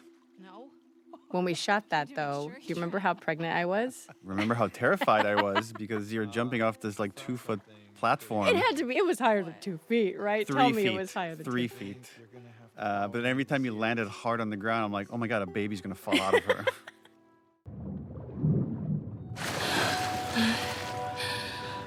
This was like a nice, short and sweet little cinematic.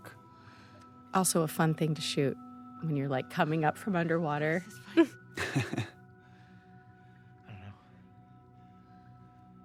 And then I remember you have to do this prep as if you're diving and transition in and out of gameplay. Uh-huh. I like these kind of air pockets that would still have remained here.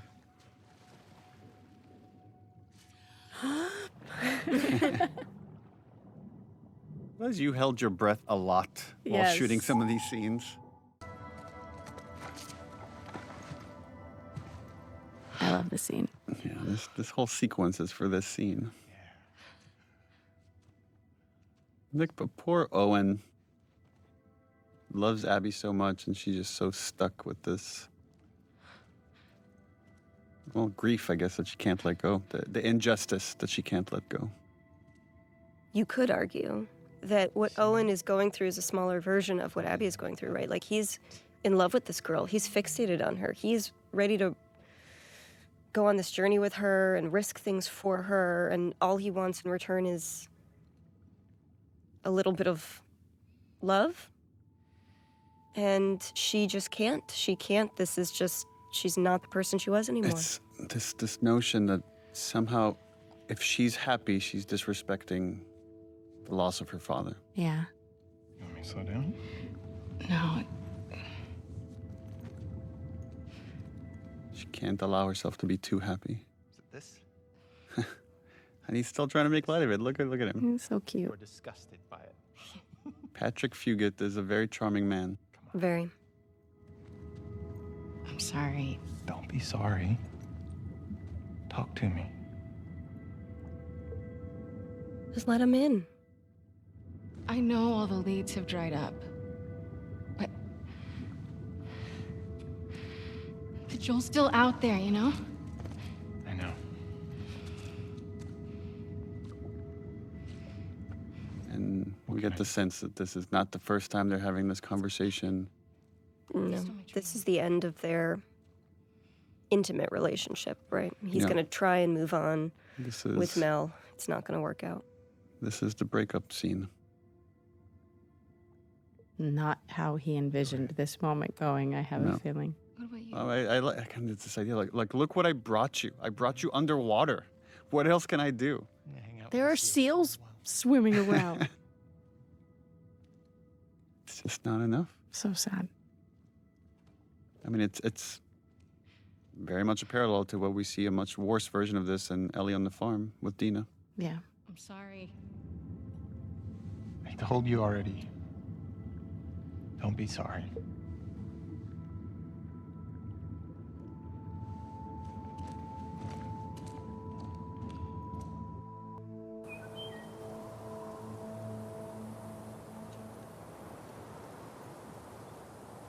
What if Owen's somewhere else? He's there. Let's get off the roof before someone sees us. Flashback number 2 for Abby. Yeah. So this scene also, the sequence had to do a lot of work because we're, once again, resetting. You have to learn where she and Owen are in their relationship, feel that tension, feel the family dynamics. Owen! He's so surprised to see her. Hey. Hey. Is everything all right? Yeah. I love the set, man. The set took so many Forever, iterations to get right, forever. but it was really important that it felt gorgeous. Justify why this guy has holed up in here for so long. After you. What is all this? Festive. You gotta get the full effect. This is our Christmas episode. Take in that view. A thing you might not appreciate until you sort of really play this is this aquarium had to meet so many different needs because it's in so many different Right. levels. And so to make sure that all of those could work together was painstaking, especially for the layout designers. Now, try that.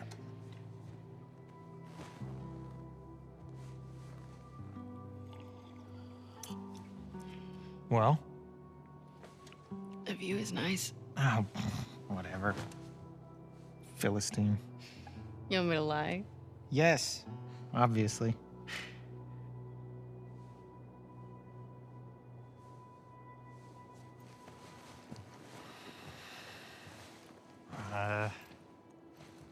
She's into this Christmas thing. And again, look at this effort he puts in. Yeah, there's this a beautiful tension between these characters that still clearly very much love each other. But he did this for Mel, right? Yeah, this is this for was- Mel. Right, but look how excited he is that Abby's here. I know. He's trying to I move on. doubt he's this excited when Mel's here. You don't deserve Poor Mel. But I think Poor he Mel. wants to be, right? I think he Yeah. wants to move on with Mel. He 'Cause knows he's- she's inaccessible. Well, yeah, Abby's a dead end. Why are you in such a good mood? Am I? I love that he misreads this. Like he thinks this is somehow about him and now he's going to convince her to stay. But she's in a good mood because calm I down. found Joel's brother. They found Joel's brother. He's at a settlement out in Wyoming. How do you know that? Some fireflies who served with him got picked up at the wall. I thought he quit like a decade ago. Yeah. So, have these guys heard from him since? It's a lead. I gotta see it through. Okay, but you know that even if he is there, and you do find him, he might not know where Joel is, right? Right, because at this point, we're already... Canonically, he's already starting to have issues killing scars. Everyone's on board. And we're not really talking about it, but there's some track getting laid. He's losing his taste for violence.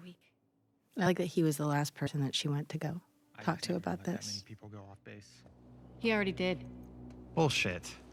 Who's more about justice than Isaac? He knows what Joel's done.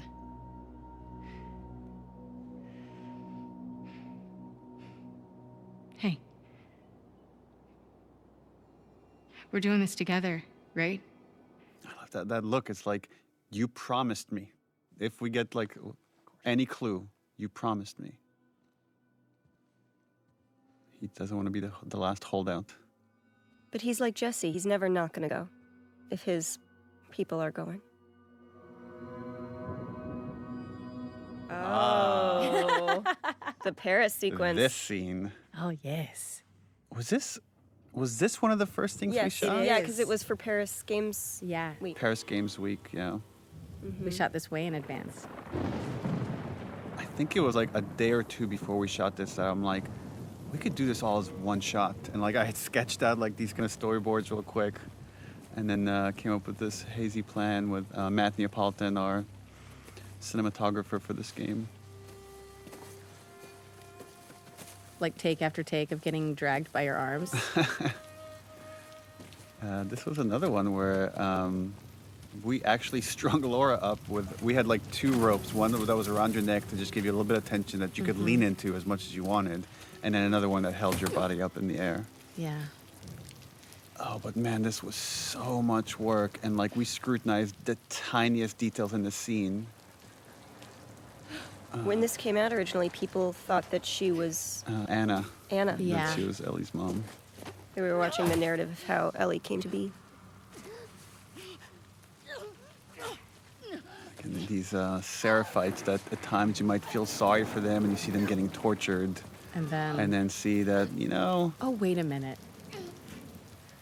Here, the lead seraphites in the scene is played by Emily Swallow, in just Small World. She's of Mandalorian fame, acting along Pedro Pascal.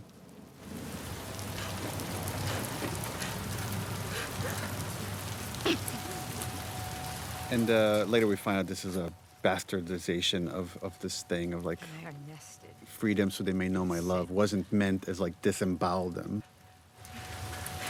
Free them, that they may know my...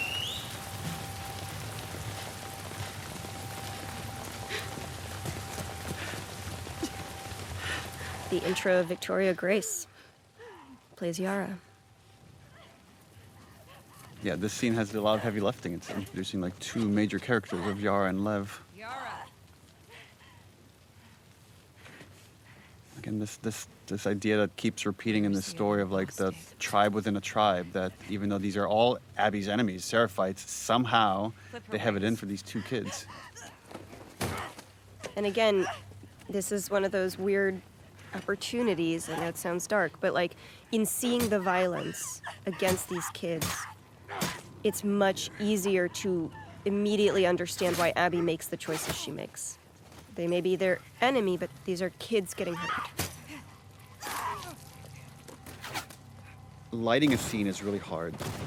Lighting a scene that's one take, where the camera's constantly moving around in 360 degrees and making sure all those angles still look good, is close to impossible. So kudos to our lighting team. The face change as she, ugh. The face change, the flow of blood, the water, there's so many things that done improperly would take you out of the scene. And then we spent a lot of, even to the hands right there. I remember we spent so much time making sure you see the tension in the hands as she's suffocating. The shirt, and make sure the shirt felt wet and it's sticking to her skin, and it's a little bit translucent because it's wet. That's the kind of detail that Naughty Dog is crazy about. Demons are coming. So this is the introduction of Ian Alexander, and a fun thing to watch as you watch his face throughout the game is, I think it was lead character Ashley Swedowski came up with it, but if you look at his scars, one of them is a little crooked and wobbly, and the idea that like you see there's physical representation of his hesitation in this religion, even on the scars on his face. And yet, I think the beautiful thing with him is that he remains a believer all the way through. Yeah. His faith partly saved him, right? Because he saw the beauty in the intention. Lock it. Another scene that just, I say this over and over, but it's such beautiful, soft lighting. Right, and so at this point, they've worked together for as long as they need to, but they're off to go on their separate missions. They don't need to be friends. Come help me with this. That taking off of the shirt is so hard. I can't tell people how hard it is. The raindrops again, this window were difficult. My high school friend has become a renowned plastic surgeon, Jacob Steiger. And he gave me some advice here on this injury and what you would need to do to treat it.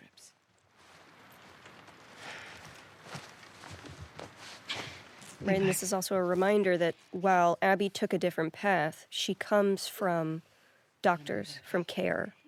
She understands the body, even if she never particularly prioritized it.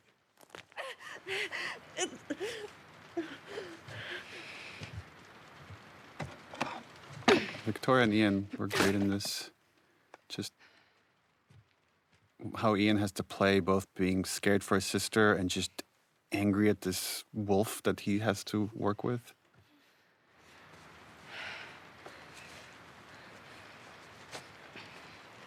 What's your name?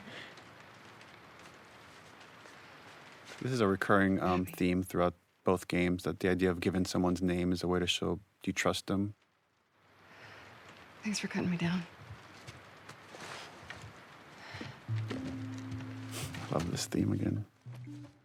I like the conflict of leaving them, knowing you're dooming them. Oh, this is... She thinks, I'll give them the warning and that'll be enough. Sarah gets a lot of traffic. Whatever shape she's in, you need to get out of here by tomorrow. I don't need your fucking help. The lighting on the hair. This game is still very impressive. Owen?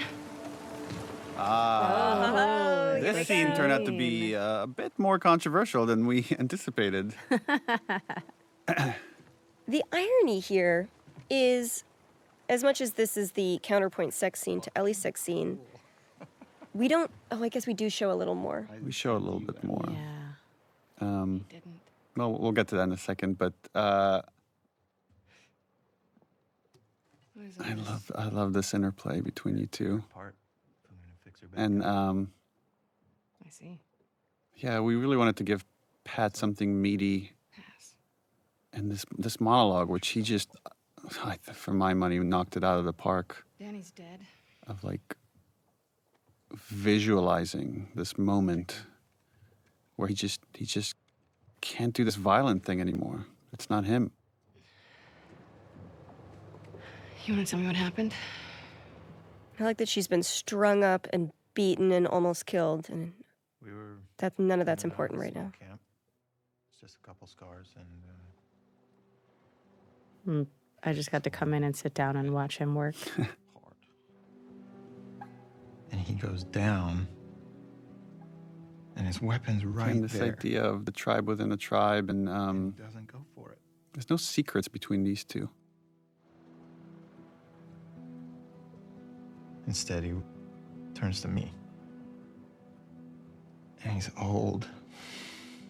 The idea that he's just been sitting here drinking, conflicted, and I mean, he's about to leave his baby mama. That's how much he can't stay in this place. He feels like he's losing his soul. And this look right here, it's like there's a part of Abby that knows what he's saying is true. But that sense of duty to this group that has taken care of them is still there, but starting to erode. I couldn't do it. Of course, Danny gets my fucking face about We're watching her maturity in real time. Especially having come off of seeing two seraphites up close and saving them too. So I grab it and then. I like that there's so much like unspoken between them that's about to come to the surface of like Abby thinks he's so naive and he thinks what she did was so awful, but clearly they've never talked about it until now. And then there's the underlying love they have for each other and obviously attraction. It's just, it's all like, it's so messy. I like the messiness of this relationship. And it would have been like, I know our goal here is to create empathy for Abby, to show you the other side of this journey. And this definitely was a risk to say, okay, she's going to have a sort of affair with this guy that got this other girl pregnant, her friend. The fireflies aren't. But this primal thing that's going on between them just overpowers logic. It's a lead. And to me, that was more important to create empathy, is to show how human they are than to just make them righteous or right the whole time. No, they're trying to define good in a gray world. What about Mel? And that means they have to make misses. This little pause, that's a nice bit of acting. She'll be safe here. Okay. We'll talk in the morning when you're sober. Don't do that. Do what? Treat me like I'm fucking insane. You feel the He same. knows her more than she knows herself.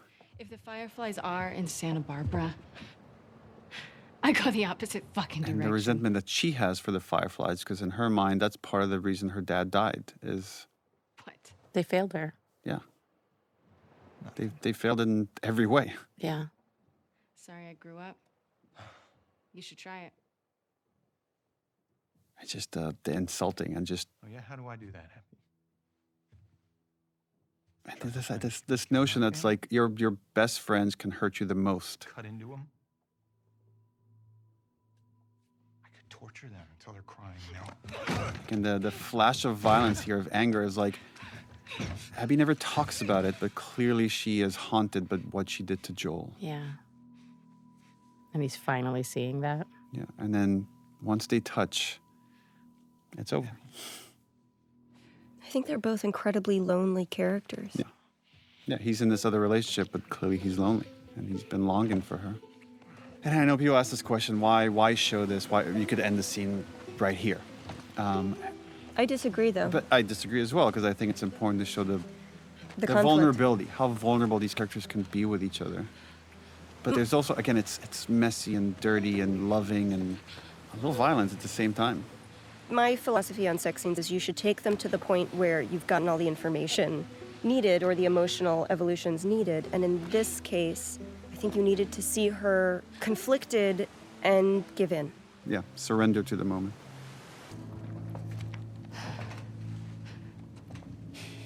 Right, so now the dread, she's too late.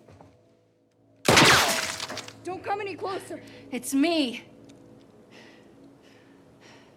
I like the change that Lev goes through here. Like, he's relieved to see her, and he's ashamed that he hasn't been able to protect his sister.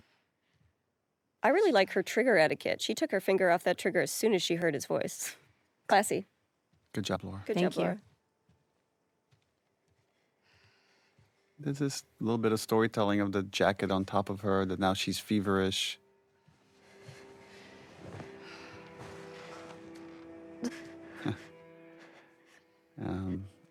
Sometimes we get these unintentional parallels. Like this one comes to mind of Ellie in Winter needing medicine for Joel. Mm-hmm. And now this is about to become a goal for Abby and Lev. I think that one of the things about this game that I like is it just keeps reminding you in how many ways we are fragile.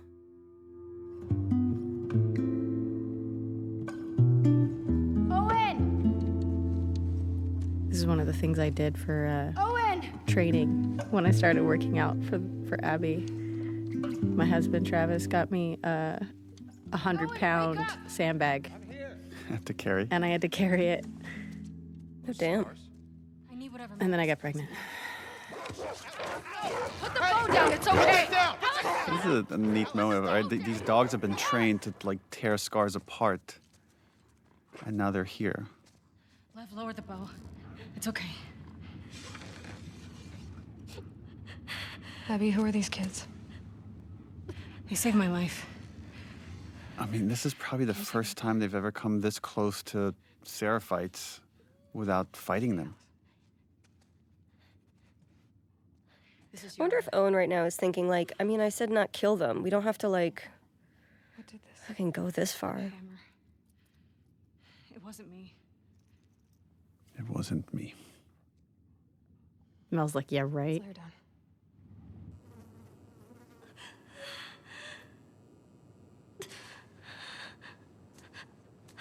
I don't know, it doesn't look that bad. It's just a little pink. It's just It's a a little tan. smooshy. Yara. No. I was gonna clean it and try The resetting. bone's shattered. Well, like, there's a moment here that I always find funny where, like, Owen tries to suggest, like, just cutting it and burning it. What does that mean? And Laura, you make him feel like an idiot. It has to come off. She's a soldier. You can't take her arm. We leave it, it'll turn gangrenous. What I love in this scene is even though Mel has very little dialogue outside of tending to Yara, you can see in her performance, in Ashley Birch's wonderful performance and her body language, that she is very much soured to Abby since last we saw her. And hopefully it's very subtly asking the question of how much does Mel know? She would die from infection. You fucking moron. Make me a list. I'll go to the hospital. It's taking all day to get there. I don't mind. It's not about you, Abby. She doesn't have a couple of days. What if I can get you there in 2 hours? Abby is like such a Hospital, right? singularly minded On the west side? person. Like, when she gets fixated on something, nothing will get in her way.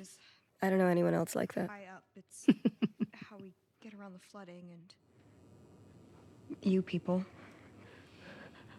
Can't you handle 2 hours? Probably, yeah. This idea of the sky bridges and that wolves never look up. It's actually it's an idea we got from our focus test, is that we build these elaborate levels, and then we find players look left and right and almost never turn the camera upwards. Oh, wow.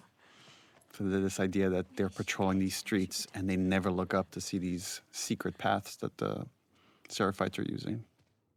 Abby. Oh yeah, you calling Abby right now? Look at the way Mel's looking at him. Hey. There's also, again, it's kind of a messy theme, but the idea of that we've done certain things and it feels like we can never get past them. And for Owen, it's like, oh, I got this girl pregnant. Does that mean this relationship is doomed and it could never happen? That's the way Abby sees it. But for his mind, it's like nothing is ever final. There's always a chance for like a new beginning. Well, I do. It's a nice, sweet little moment. And Lev's just like, Well, I'm like, not oh, here. shit, well, I I just am not went. here.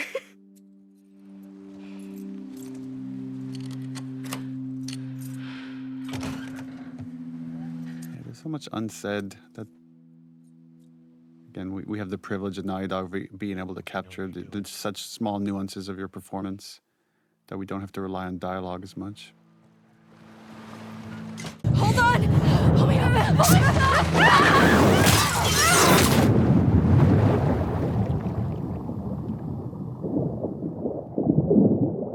Her worst fear realized. Yeah. Can you imagine how bad that would smell?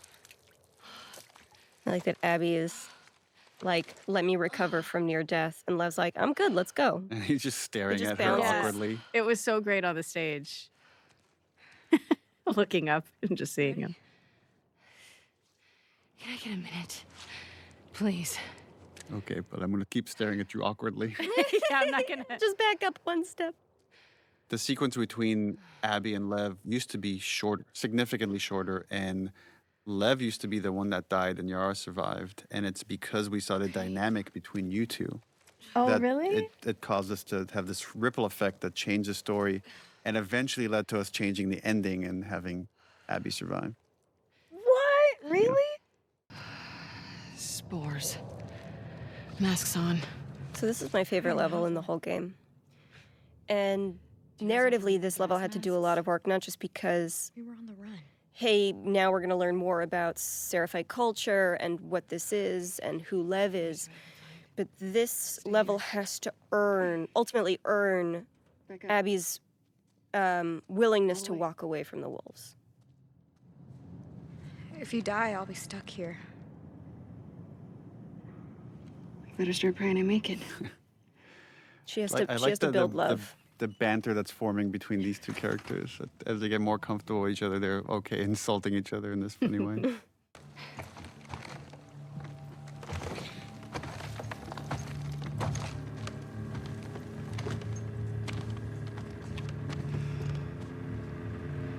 This is as far as you go.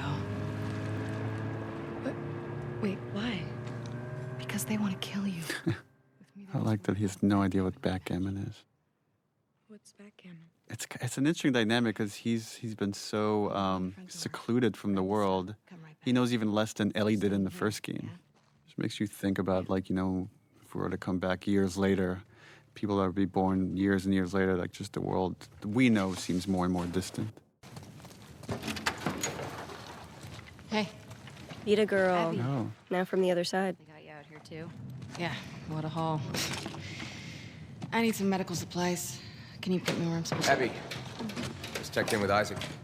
He wants you back at the farm. Let me talk to Isaac. Talk to him in person. You're going back with the next shipment. You're fucked. Yeah. What are you doing? She's been AWOL. Trying to look confident, though, you guys. Tell by my body posture. Give me your hands. She's not yet willing to Fight them. She's surrendering to them. They're not her enemy yet. Just staring daggers into his face, though. Like, are you really gonna do that?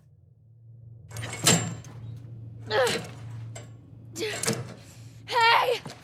Hey! Let me the fuck out! God damn. You're gonna dislocate your shoulder. Chelsea Tavares I never thought I'd see you on Isaac's bedside. did a really fantastic job as Nora. It was important that all of you had really good chemistry. That's just, you have to sell years of friendship in very short scenes. I need some medical supplies.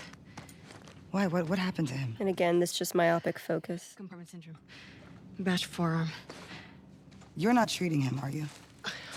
Mel. But she's not right. Interesting that even here, that these people love each other, that there's tribes within a tribe within a tribe. Because she's, yeah, lying to Nora. We haven't cleared out the lower floors yet. Would they have what I need? Build up for the scariest fight. Probably. We're about to get into our Resident Evil homage. I'll be fine. She's so cool. You get caught. Nora? Yeah. Yeah. I'm like, this one will bite you in the ass. All right, come on. But, all right.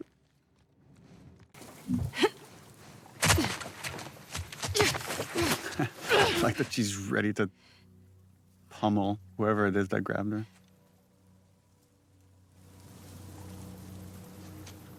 And this is something we'll see with Yara later as well, which, like, these kids are told to stay put, and they're starting to care so much for Abby, they don't stay put.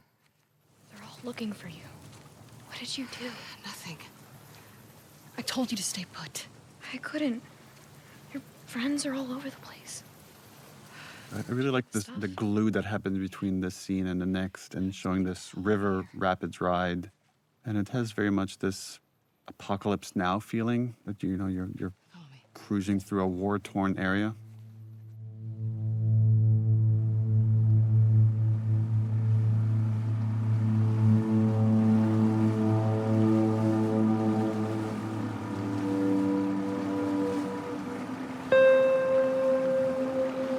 This game is so ugly. This was this little sequence. I think this was suggested by Joe, our editor on this game. I love these murals. Yeah.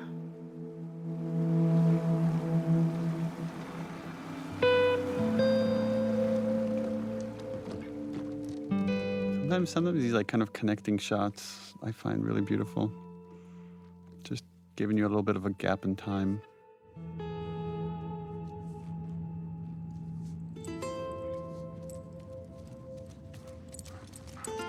And now this shifted relationship with Lev and Alice. Oh yeah, and And Lev's it's just like- been taught to fear those dogs. Right. They just rip them apart. And another example of just the beauty of animals in this world and how they represent innocence. Gorgeous baby. I'm staring at the animation on the fingers and how well done it is. Well done. You can go see her now if you want. Is she gonna be okay? Yeah, actually. All this time after what they did to Joel, after all the seraphites they've killed, finally meeting these two kids, just starts to put it all in perspective for Abby. I know. Her body figures it out before her head does. What happened to us? What happened to us, right? That's the most she's going to talk about, all these things that she's done. Maybe we stopped looking for the light. Maybe. The idea that, you know, even when we fail, we still have to push forward for something better. That's what Owen represents. I'm gonna go check on the girl. Okay.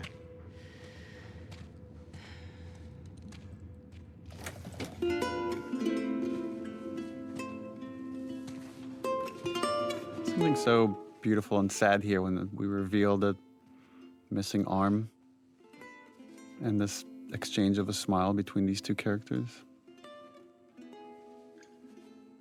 Another time I'm going to sound like a broken record, but it's just, I love showing off your performances with no dialogue. It just makes our job easier as writers. Just leave out the writing. That's the secret to good writing. Leave out the writing. And finally, she has one good night of sleep.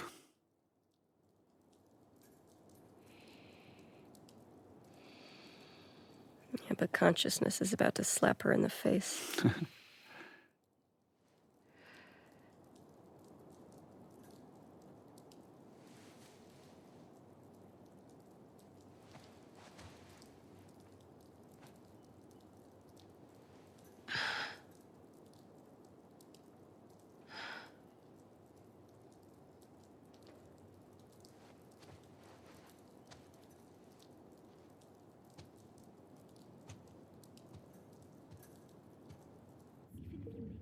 She's not going to come with you. I can convince her. We broke the rules tonight. That's all she'll care about. Owen? Just me. Oof. Yeah. Like that Mel doesn't even, you're not even worth my time to talk about it. Changing Yara's bandages. But then she snaps. She's so powerless in this situation. What are they fighting about? Fuck you, Yara. I wouldn't leave you behind. Oh, and this was a fun beat because he did just learn how to say fuck you. Owen invited them to come to Santa Barbara. That is very Owen. She's trying to be jokey and connect with Mel. Talked him out of going by now. Hoping that she doesn't know. Right. Actually, I'm going with them. But not if you come. Oof. What? He may fall for your little act with these kids, but I don't. There's nothing to fall for. Isaac's top scar killer suddenly had a change of heart. It's such an insult, right? But it's like, she probably deserves it. But the idea that she's only being nice to these kids to earn favor with Owen. You're a piece of shit, Abby. You always have. It's so sad that she doesn't fight back because she probably agrees with her. Oh, fully. fully. Well, I think Mel is also calling into question, like, can characters change? Can people change? We see it with Joel, but it happens so rarely, right? And so many of our characters are myopically focused and can't change no matter what. So I understand why she feels like this must be bullshit. No, but she finally feels like, oh God, I'm doing the right thing. I'm finally doing the right thing. Maybe I can be better. And then like this instant back to reality. I like that showing emotion in this world is somehow a weakness. Nice shirt. We iterated a lot on what was on that shirt. We had, Yes, I just I was remember we just had thinking the same thing. all these different designs that were just too distracting, and finally we ended up with something pretty subtle. How's your arm? Because she'd need an aquarium shirt. Why does that otter look so sad? Otter lost its arm too. Lev coming around? He will. I remember a conversation I had with Victoria here about Yara's motivation, how she's she feels like she needs to repay Abby in some way, and she's complimenting her, and she's pulling her in to like find Lev, but more for Abby's sake than for actually finding Lev.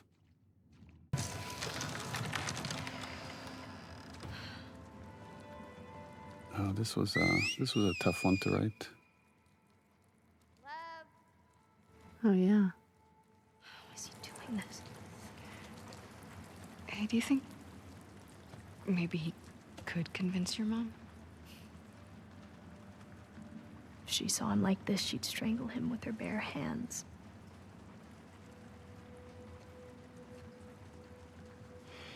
The conflict between love and duty, of like the love a mom should have for her kids and the duty she has for her religion. I heard some of your people calling him Lily. I like here that Yara is the practical one. She sees the world as it is, and she sees the consequences as they are. And in some way, in another universe, she and Abby would be wonderful enemies because they are both strong, myopic soldiers, right? But for Yara, the risk to Lev's life is worth giving everything up. I told him he had to keep it to himself. And the guilt, right? This guilt here. I was hoping he'd snap. Well, it's that it's also Yara has greater love for Lev than their mom had for Lev. That this moment that she's describing here is what made her lose faith. One of the men was suicide. And we don't talk about it, but I think the difference that I see between Yara and Lev is that Yara has lost her faith, and Lev has just refocused it, went back to the origins, to the writings, and sees how it was corrupted. So stupid. This is another one of those scenes. I thought Victoria here just knocked it out of the park. Yeah. Yeah. Why don't we find something to cheer him up? I like these in these action games, sometimes having a goal of like, oh, let's find a toy to cheer up a kid. And that becomes your gameplay objective.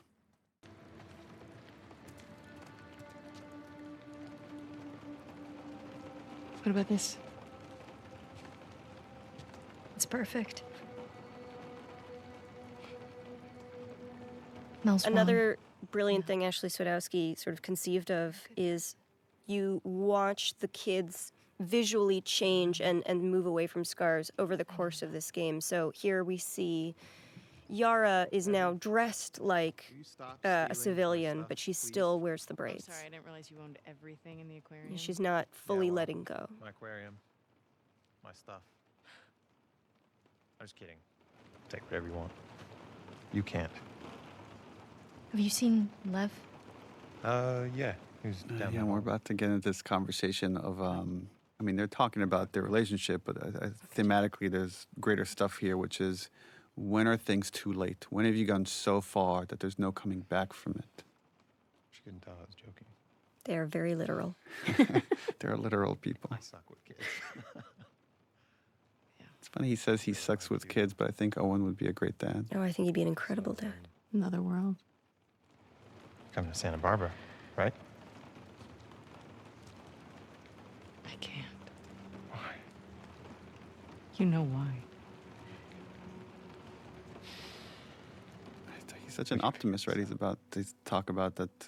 We'll figure it out. I don't know how, but we'll figure it out. I know.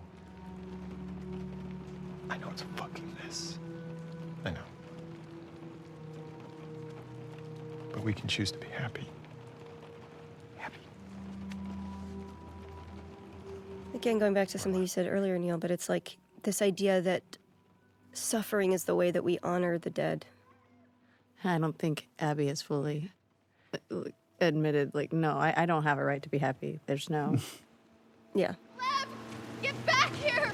Lev! What's he doing? He's going after her. After who? His mom.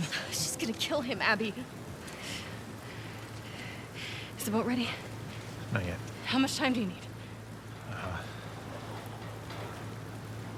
A few hours. This is their last conversation together. She just had surgery. I'm fine.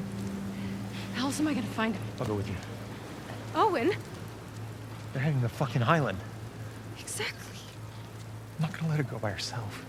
I think there's a part of Abby that knows she's about to head into a suicide mission. Yeah. Yeah, absolutely. And this is her forcing Owen to stay here.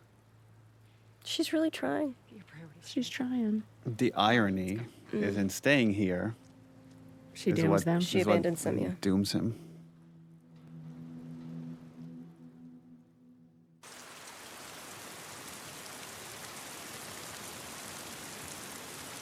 I don't know when it is in gameplay that you realize, like, oh God, I killed them all as Ellie. You know what I mean? What did I do?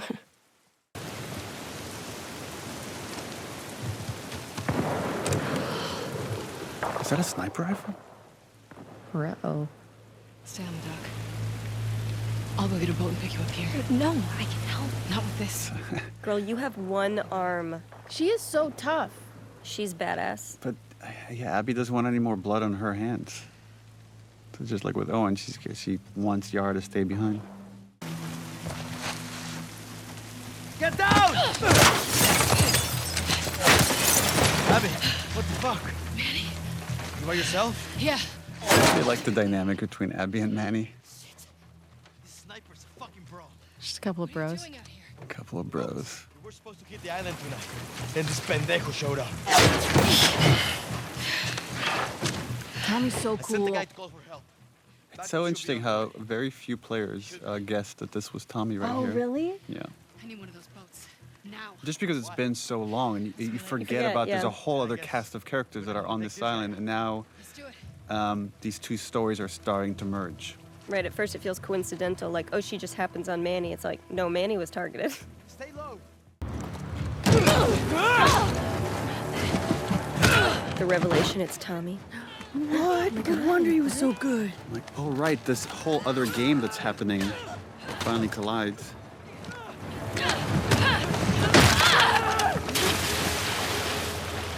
If you don't see a character die on screen, you should always question their death. That music is so ominous. Yeah. I like how she's just burying the death of her friend. Yeah. Just stay, again, she has this very narrow focused mind. And the realization that it's all gonna come crashing down. And the guilt, I would imagine, right? Like, the thing I would be burying in that moment is, oh, that's that guy? Oh, I'm complicit in the death of my friend. There's another one of those that, if you were to see the making of it, it'd be so funny because they're like, okay, and wave. And wave. And you'll have to act the physics of the boat. And then later, the animators like touch it up. In the earlier days of this game, there were 5 days that the girls were sort of doing their thing in Seattle. And now we're on their territory.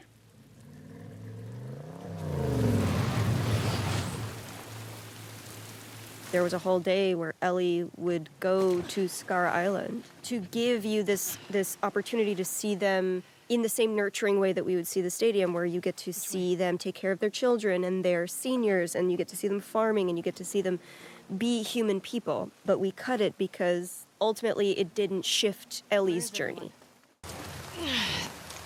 Oh, this scene. This is a heavy scene. Unlike the rest of the game, which is just a comedy.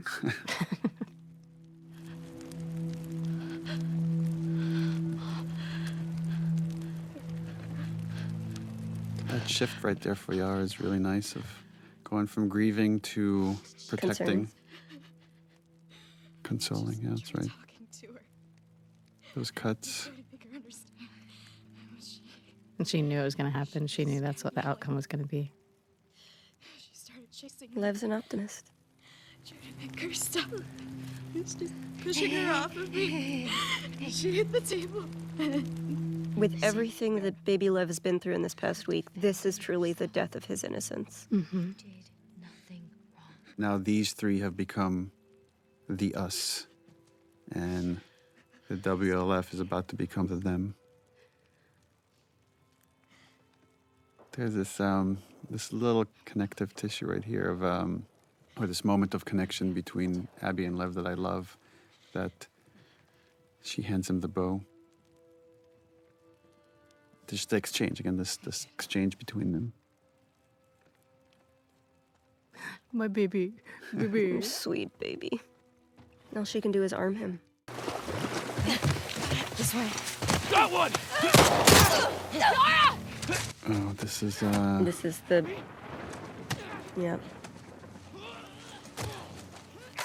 So right, originally you would come into this island, and this is where we would have killed Lev, and we had these concepts of stone mound graves, and that you would find Lev being buried in one. But instead, we flippity-flopped it. It's funny. It's like Abby stopping Lev from doing the thing she couldn't even do, is grieve for the person she loves. And there's our second Isaac scene. Well, not a good look. This was really fun watching you guys play this back and forth. It's like every other time you've been able to reason with Isaac, but he's at the end of his rope. He's not one of them, please. Abby, move. God damn it, he's just a kid. Isaac doesn't see a kid, you know? You have 3 seconds to get away from that scar. 1. You really gonna shoot me? 2. I'm not fucking moving. That facial expression was great. No! What the fuck? And Jeffrey Wright gave us a lot of deaths, a lot of falling in all these different ways. I remember that. This was another one of those where we wanted to make the volume feel bigger and run with the characters.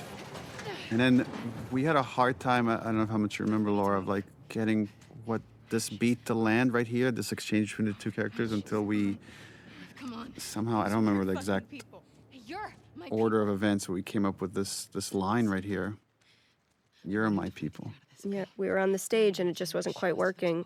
And you came to me and you said, let's come up with let's brainstorm some other lines. And I said, you're my people. And you're like, okay, that's it. And you just walk back on set. And it really, it's become my favorite line in the game, because it is, to me, it is the unifying idea. This one here is actually one of my favorite scenes in this game. I agree, this one's really great. It's just the visuals, the exchange, how far we've come. Just the idea that he's cold, the weather. She's so Joel here. She's just such a dad here. This is, again, this is one of those things that's very easy to write on the page. She takes her jacket off, she wraps it around Lev. Very hard to execute and make it look good.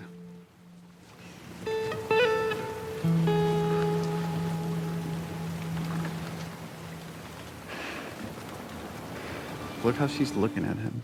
Well, it's like now she's looking at a small version of herself, right? Yeah. She knows what it is to see your parent dead, to see your world burn, and now she's just got to helplessly watch another person do it.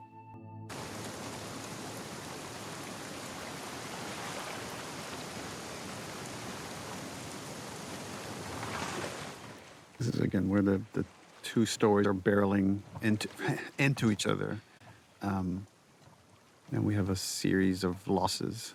I mean, there's this nice dramatic irony. The player already knows what's waiting for Abby inside, and they're like, oh my God, oh my God, oh my God. And they're waiting to see how this If they plays out. remember, a lot of people forget. No, But as soon as they see Alice, Oh yeah, Alice is the that's the the trigger. giveaway. What can you say to someone that just lost his mom and his sister at the same moment? Alice is the only dog that actually has to die in the game, which was a fun thing during press when people would be like, why do you want us to kill dogs? And it's like, you don't actually have to in any of the setups. They're all voluntary kills, but Alice is the only requisite one. I'm pretty sure we're always careful to say you don't have to kill dogs, but we didn't say you don't have to kill dog. Dog. The cutest dog that you play fetch with. Be careful.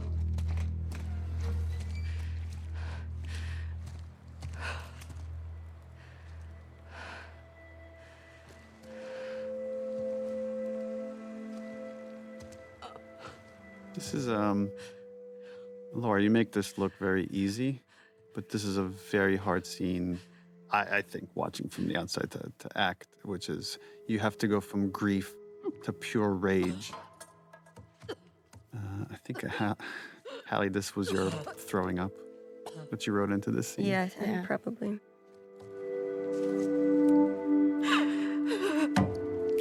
It's such a great visual of how much grief somebody can take before your body just rebels against it. Yeah.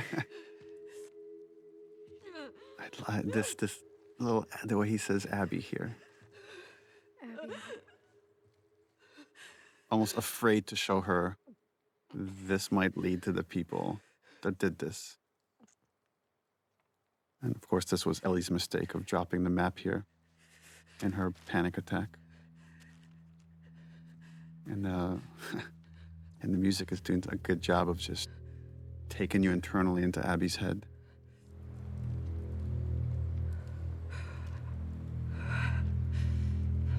Now she's regressing back to the vengeful spirit she was before. Our main characters collide, or about to collide. I think one of the things that makes Laura's performance here so special is that this character is so hard and so terrifying, but in every scene where Laura is scary, there's also this patina of vulnerability, of fragility that's coming through, where you can feel that she's quaking with rage, but there's so much complex stuff happening underneath that rage. It's really great. You're not bad. It's funny because it's the same way I feel about Ashley's performance. So there's always this. Just that rage feels so real. She's so good too, like fucking one shot. And again, from her perspective, it's Jesse's an NPC. Yeah. He means nothing to her. Stand up now! Don't you fucking dare! Shut the fuck up! All right, stop! Stop! What is so beautiful here, or tragic, is that Ellie doesn't get it. Right? What Ellie's about to say here is like, I know why you killed Joel. He did what he did. well, he did it to save me. There's no cure because of me. And Abby's like, what? Not about that. I don't know how much Abby cares about it. It's about her dad. You killed my friends. Like, I showed you mercy. And you wasted it. Wait! Get off of her! And players were so uncomfortable here. Like, I have to go up against Ellie now. And this is very much by design. Who is scary. She's wily, but you're beefy.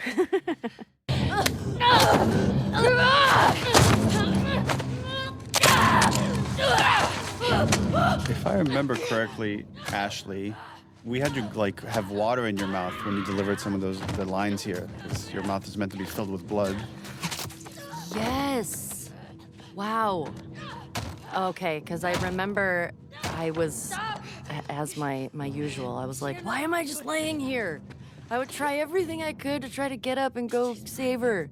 So I think the water and having that and having sort of showing or being able to hear how messed up Ellie is in that moment. This is the other scene that lives in my head. The knife to a pregnant girl's throat. It's so terrible, but in her mind, like, Ellie just intentionally killed her pregnant friend, and Mel is so visibly pregnant.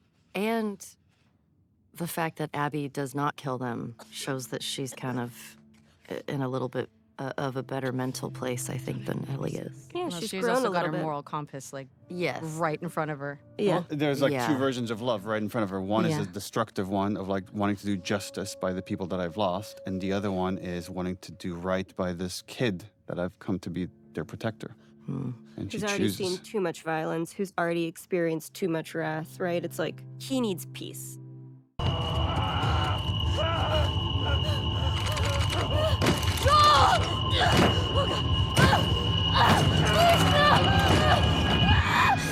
Ellie?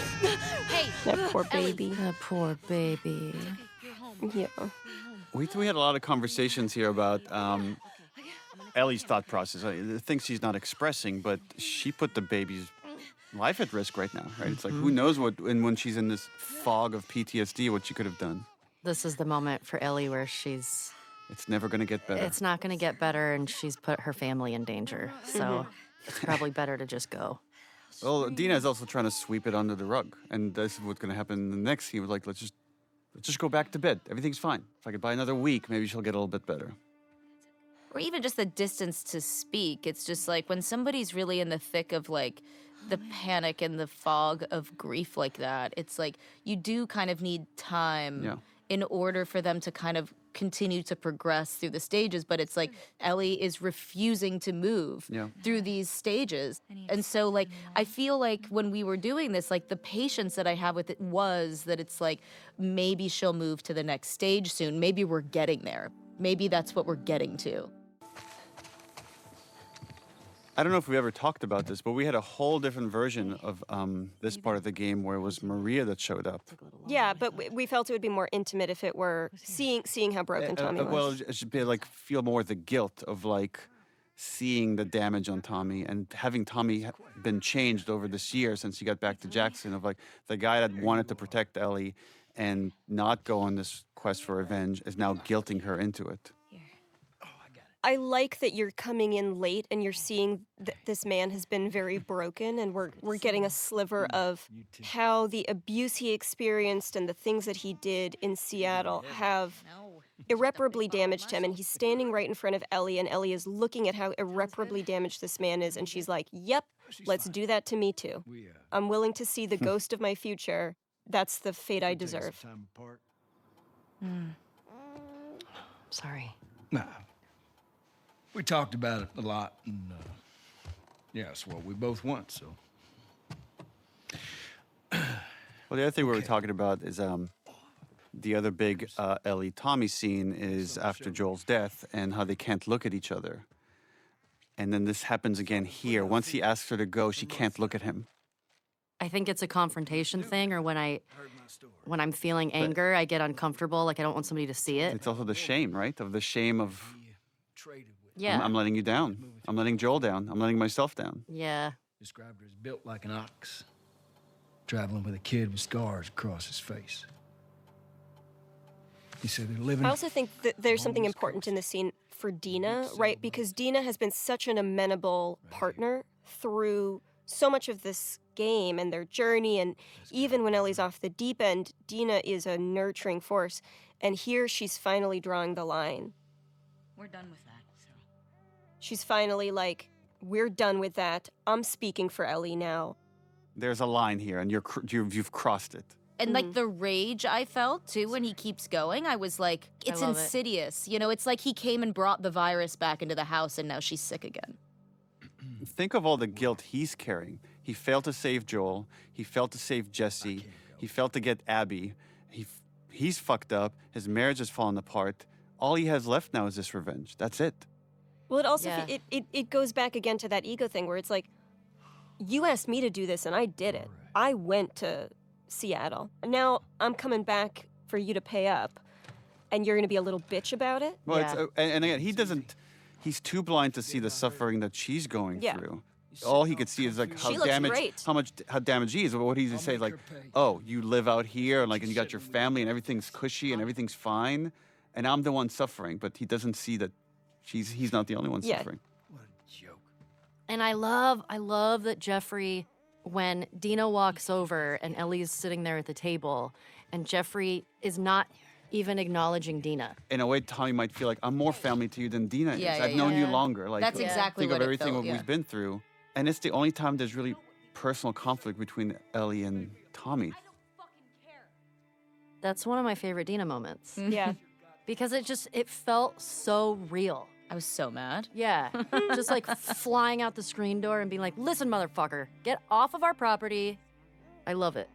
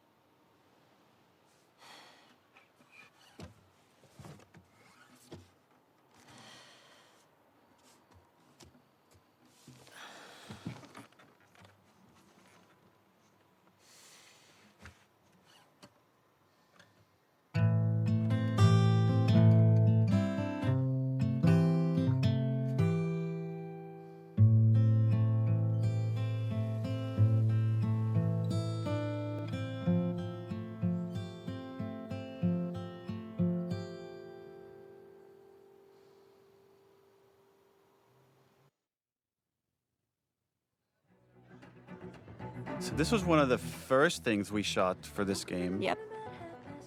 There's so many characters here. We had to shoot this in multiple batches and then stitch it all together. I did several days just dancing. Yes.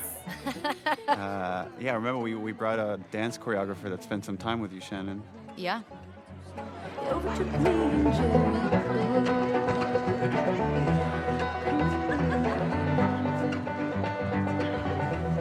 This was the demo, and so we had to.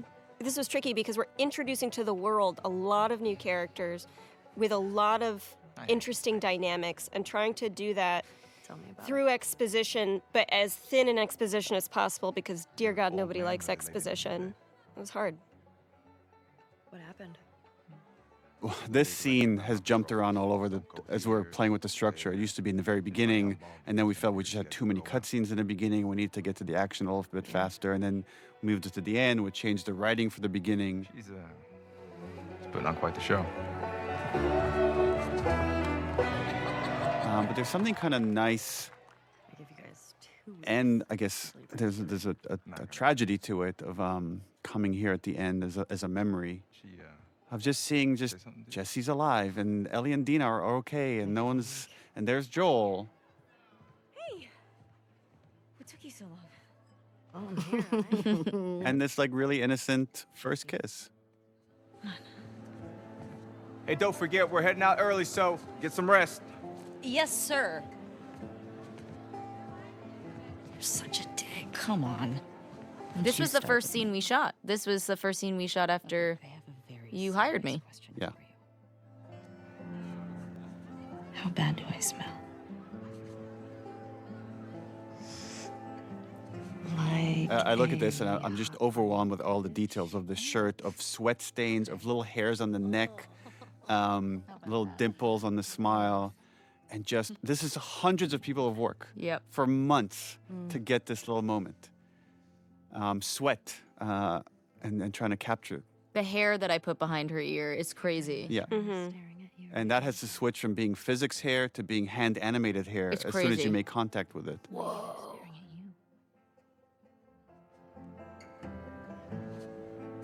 I'm not.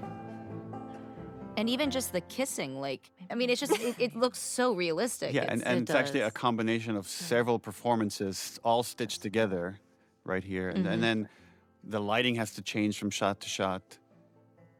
It's interesting highlighting the bracelet that's back on Dina's hand. It's a nice reflective moment of like how innocent things were for all these characters. Yeah. I love just the little surprise on Ellie's face, the little like moment of shock before melting into it. And then we're about to get into Seth. And again, Shannon, your rage is so real here. Hey, it's a family event. Fuck are you looking at? This whole interaction was based on one time I was at Blockbuster and I'm just talking to my friend, I'm throwing curse words around, and the dad in front of me had his 2 kids, and he's like, "Do you mind? There's kids around." And that always stuck with me. I felt such shame having like used curse words in front of these kids. Ellie, Ellie, don't. Get the hell out of here. Get your hands off me. Hey! Enough. Come on, you. Let's go for a walk. What about them? You worry about yourself. I feel so bad for Joel here. Ugh, me too. What is wrong with you? She doesn't want to be under his shadow anymore. No. But he can't help himself. He's just trying to. He's Someone trying to dad. someone is hurting her, and he's going to stand up for her. Oh, Papa Bear. Yeah, you know you were an asshole. Yeah. Yeah.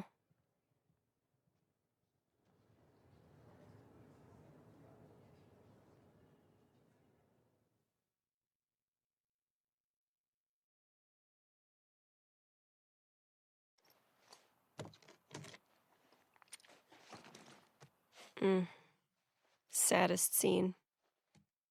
Yeah, with the first game, right, we're talking about how do you take this obsession of love, of a parent's love for a child, to the end of the line? And then this has the reverse of it, of like, how do you take hate to the end of the line? Which is also like another expression of love. And the engineering of it was that here she has this family that loves her, and it's not good enough because she's letting down Joel in her mind. I love the different energies that you both bring to this scene, where Dina is giving it her everything in this fight, and Ellie just has to shut down. This scene, my God. I was so hard to leave you because you were so upset and so broken and so sad, and I was like, I should, my mama stay. I'm sorry. I would argue this is maybe Ellie's darkest moment, even though I know where we're going, because this is the choice where she forsakes. This is where she makes the choice. Yeah. And I think she knows there's a very good chance she's going to die on this journey. I guess the thing that we don't talk about is like, I think she's suicidal. Yeah, I think agree. There's the guilt of what The should have pain is happened too at the loud. hospital. That's why she leaves in the middle of the night. She's not saying goodbye because it's clearly suicide. Yeah. When the pain gets too loud, she's not there anymore. She's incredibly vulnerable, but she's completely disassociated, and there is this absolute rejection of everything that is right. I'm just supposed to sit here and wait for you. At that point, like, you know, you're not talking to the person that you're in the relationship with. You're talking to the grief. And so it's like the convincing comes into like, are you even in there anymore? Like, can I just find you for 1 second? And she's just fully gone. Both characters have very clear goals, and then there's an obstacle, and then they keep ratcheting out. Like Dina just ups the ante over and over and over until the last bit is ultimatum. Even the grabbing of the face. And then like she pulls her hands down. Ugh. And that's it, she knows. Philosophically with this game, what we wanted to do was allow our characters to make immoral choices that the audience would not be on board with. Up until now, like, we shed some of the audience of, like, you know, the NORA torture. Some people have issues with that, or certain other kind of violent moments. But here we lose almost everybody. And it is by design in that way of, like, you're now, like, playing this thing that you are not on board with at all. You have to keep going. And in a way that does align you with Ellie.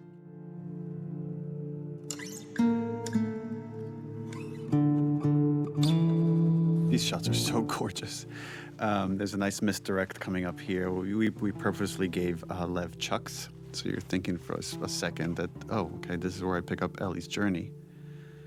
And again, now you've been a while away from Abby and Lev, and now Lev has fully shed his seraphite exterior, has hair.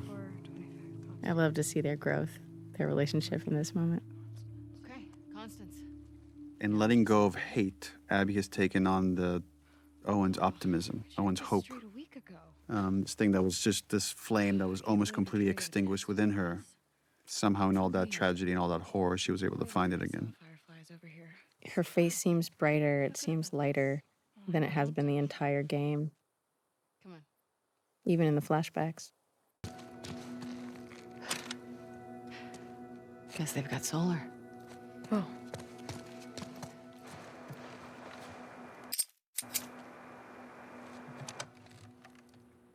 Is this frequency currently in use? This is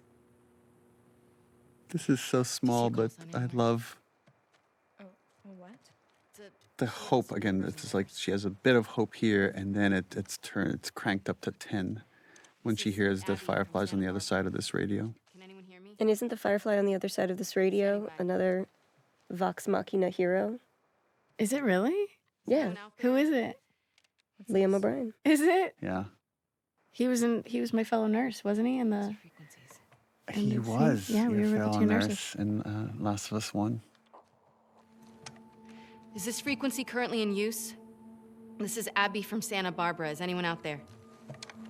There's a nice reaction here that Lev has to Abby's, again, singular obsession of now finding the fireflies, and he's ready to give up. Can anyone hear me? Hello? And she keeps going in desperation. I love artistically how the character models for Lev and Yara were kind of a blend of both of the actors' faces, because now I'm like looking at baby Lev, but I feel like you can see some spirit of Yara still. Is this frequency currently in use? Hello, this is Abby from Santa Barbara. Can anyone hear me? If anyone can hear me, please reply. Please answer. Don't give up. Like that, this was perfectly shot, like we're pulling away from her, that this is how the scene's going to end. 24, 25 Constance. We got a tip I about don't a know base, why but there's no I get weirdly emotional in this scene. fireflies. I'm a firefly. Maybe just seeing how happy she is. Where were you stationed? I was part of the Salt Lake outpost. Like that little head shake. God, I'm so awkward. I mean, I guess I'm a firefly. I kind of disavowed them, but that is who I truly am. He was my dad. Well, how about that? We pulled everyone back Like to the satellite Liam's stations. acting right here, like in the reply. How about that? Like, holy shit. 200 strong now, with a few more every month. Owen was right. You're about to get 2 more. How do we find you? It's, oh, God, yeah, that's there. There it is. Approach the large domed building in Avalon. We'll find you. Okay. Look at like the way Lev looks at her. He's happy for her. Looking forward to it. Good luck, Abby from Santa Barbara. Well, it's also like Over and out. there's a possibility of community here again. Yeah. Well, I'm sure everything's going to turn out fine for these two. But it needs to, Neil. And because it happens so rarely.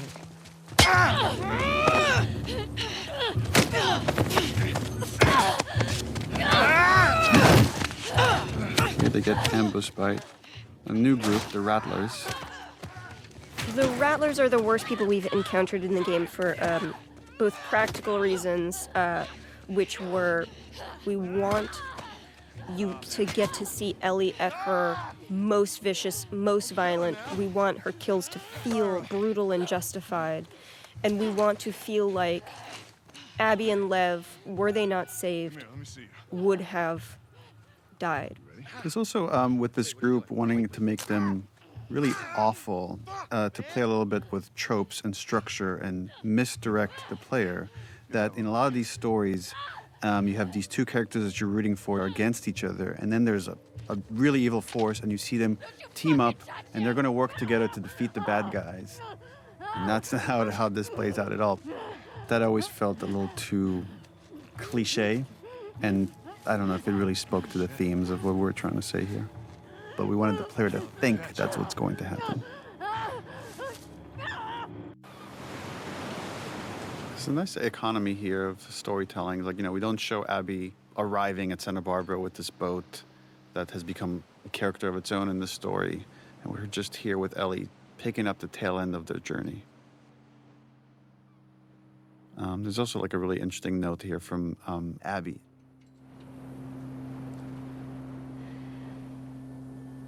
And it's also the first time we're seeing just how emaciated Ellie has become. And she's sunburned and clearly not taking care of herself in the pursuit of Abby. I mean, it mirrors it can't all be for nothing because she's killed so many people at this point.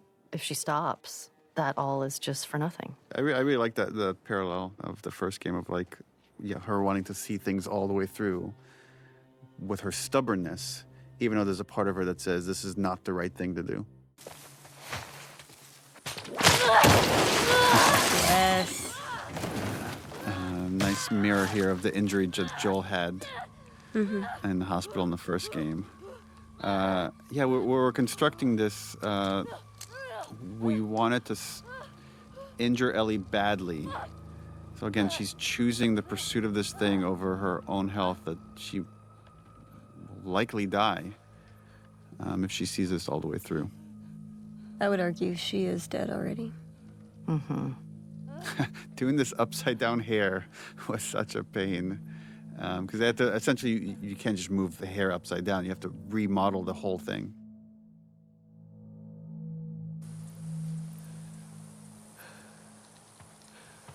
And we wanted her to have lost so much blood. It's again, the whole thing is starting to feel like a fever dream, and she thinks she's seeing like Abby and Lev, and then realizes, oh no, it's very different people.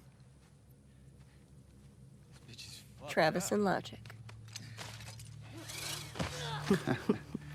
This was another moment to show how far Ellie has come, and how easier it is for her to kill someone in cold blood now versus the earlier parts of the story.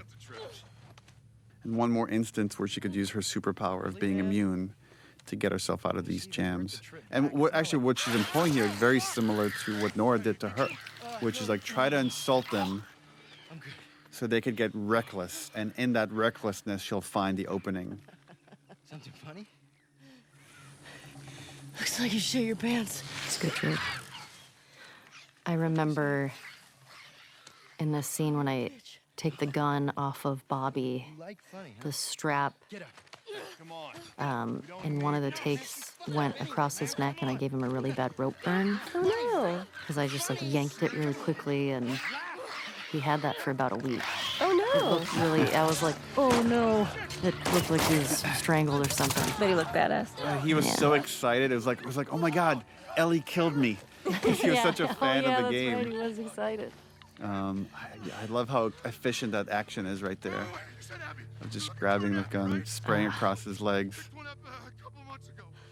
And watch this little smirk that you give when he points out your bite. Because he doesn't know you're immune. No one's immune. She had a scrawny kid with cuts by his mouth. Travis Willingham.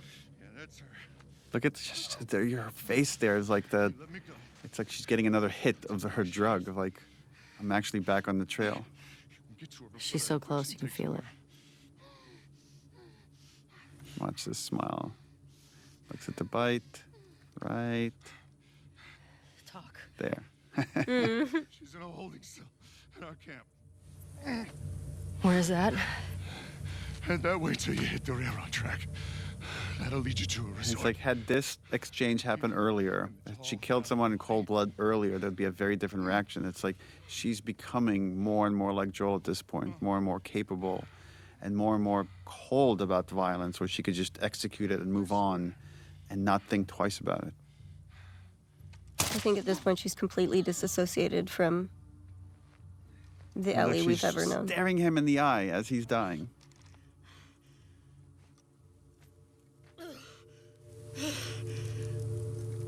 Just a hint that the injury's getting worse and worse.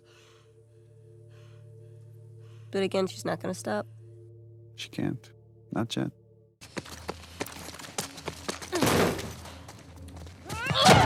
Remember this. Yeah, so the idea, right? She gets hit right at her injury. I like how badass this scene is. And the desperation. Ugh. Remember the thumb to the eye.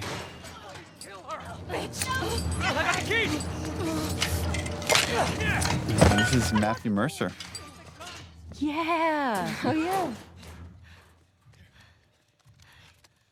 What I like about this sequence, too, is, like, you can look at everything that Ellie does as so ugly and so brutal and so unnecessary, but had she not come after Abby, who knows if these people would have ever been free? Who knows if this uprising would have ever happened, right? So again, there's these butterfly wings happening because of all of the choices she's made, that none of them are just black and white. You've got this constant gray you have to reconcile with. Oh, they're staring at her like she's some kind of wild animal. Again, like there's this whole crazy thing going on here of like slaves and slavers, and Ellie cares none of that. It's just she's so single-minded about Abby, and pretty soon, she, like in gameplay, she's gonna just start repeating Abby, Abby. I wonder how much of Ellie is hoping to die in that fight.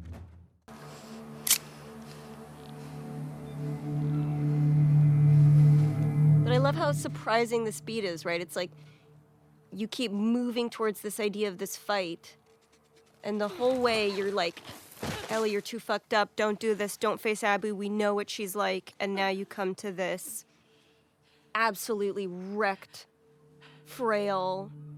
I also love, it's pretty much wordless, and you could tell so much with the performance, what's going on in their heads, and you could see Ellie's confusion and anger and sadness for what she's witnessing. Yeah, it's hard. It's like finally the prize is right there, and now it just doesn't feel as satisfying. I always read that like there are boats this way moment is like, if I'm nice to her, if I'm just like treat her like not my enemy, then maybe like this will all go by quietly.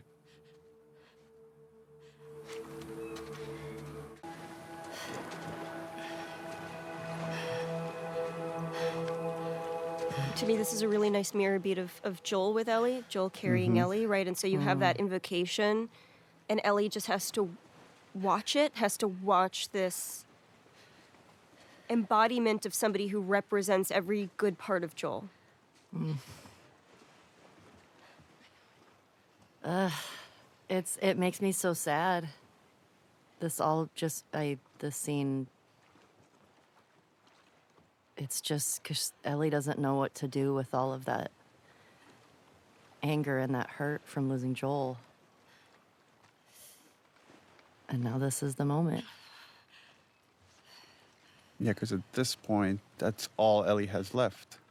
It's just this fucked up quest.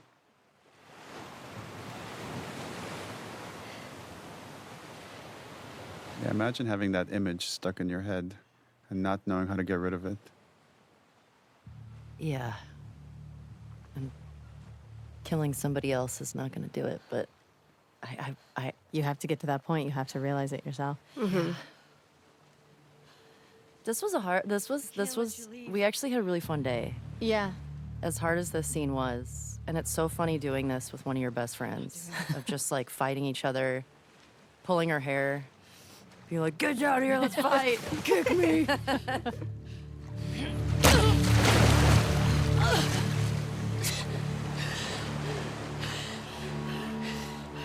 No.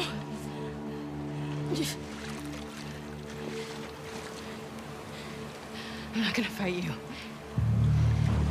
I think that threat is fake, right? It's, I don't think... Yes. I don't think... She's bluffing. I absolutely think she's bluffing. Really? Yeah. Yes, but I agree, but what would have happened if Abby was like, No. No. Like, I feel like she still would have pushed that. I would think she would have pushed that knife in. This is great that there's all these different interpretations. That's 'cause so cool. I don't think she would.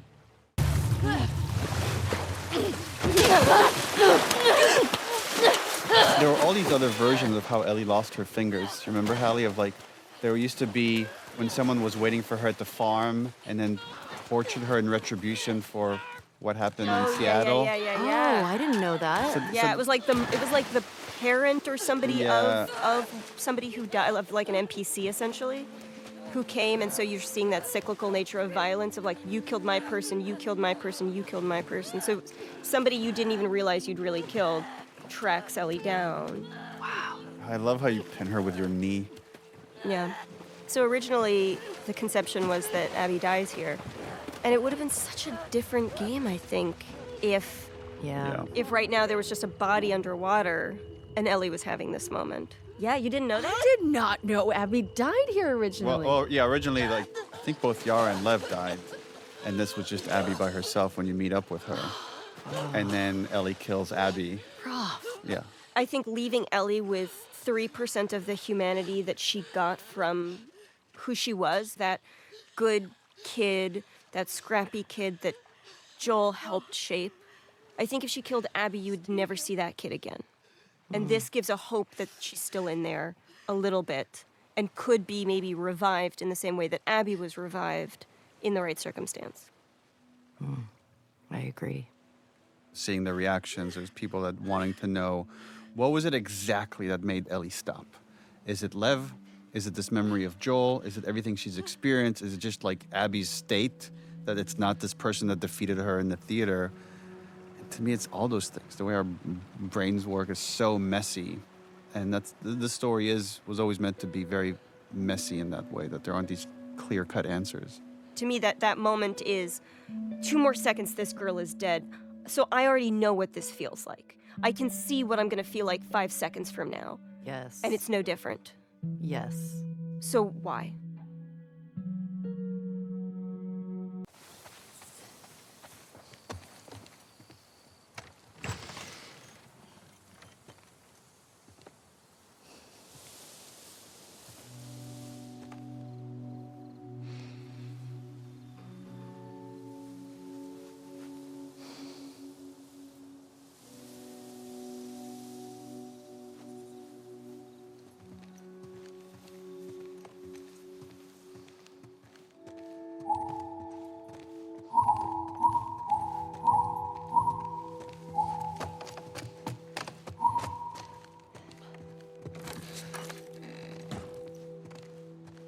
Originally, the house was fully empty, and there was a concern, I think, that we had that it's going to feel like something bad happened to Dina, and we don't want to make it feel like it's...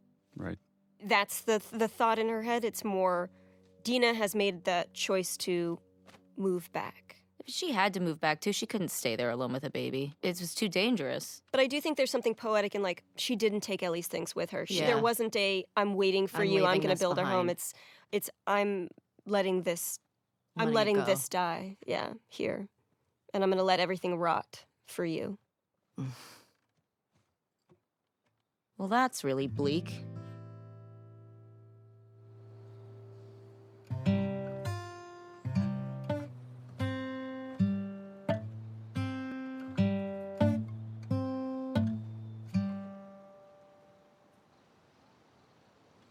Yeah, we wanted to create a metaphor for the unintended consequences of pursuing justice at any cost. And here we get to feel it of this song that means so much to Ellie, she just can't play it anymore.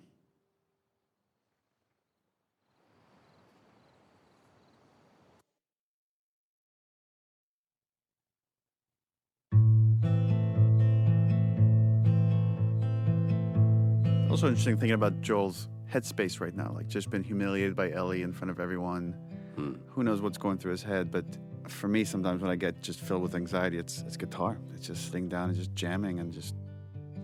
Yeah, not even playing a song, just playing through something. And we've had this scene at different spots of the game.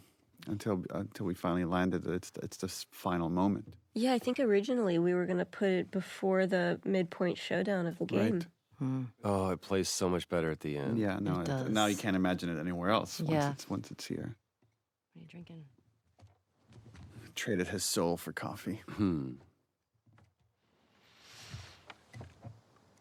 Where'd you get that? Those people that came through last week. I would do the I'm a little same. embarrassed as to what I had to trade. This is the most Ashley has ever pushed back on a scene. Wait, really? Which this was because originally it was written that they hug at the end of this scene, and you're like, I don't know if they would. I'm not sure like we could get all the way there.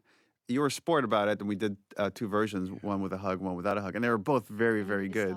But ultimately, you were right.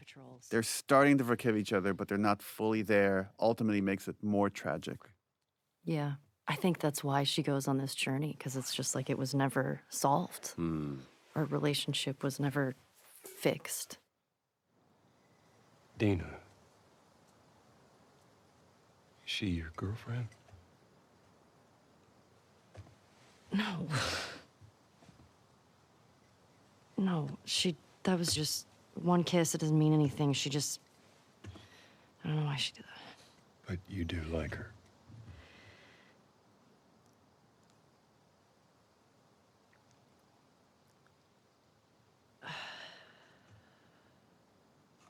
They just have like a father-daughter moment. Just this exchange about this crush that she has on this other girl, and Joel telling her like she would be lucky to have you. Again, he has unconditional love for Ellie, and that's what drives her mad. It'd be so much easier if he was just a complete piece of shit. Oh, Then yeah. you could just forget about him. Yeah.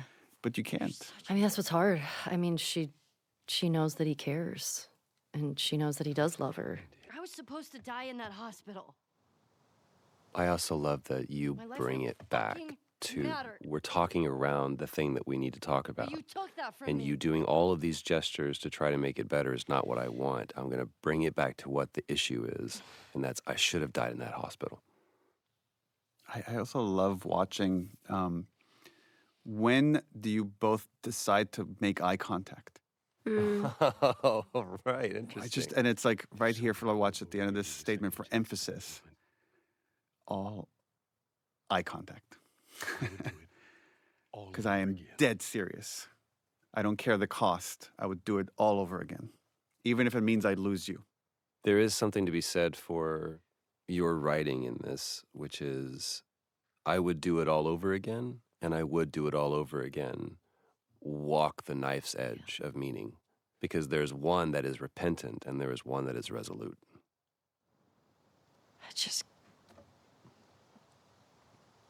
I don't think I can ever forgive you for that. Like this false moment, I can never forgive you for that. And he's ready to accept it. And then he's almost on, but I'd like to try. And then I think the water works for everyone. Yeah. Just start right here. Oh.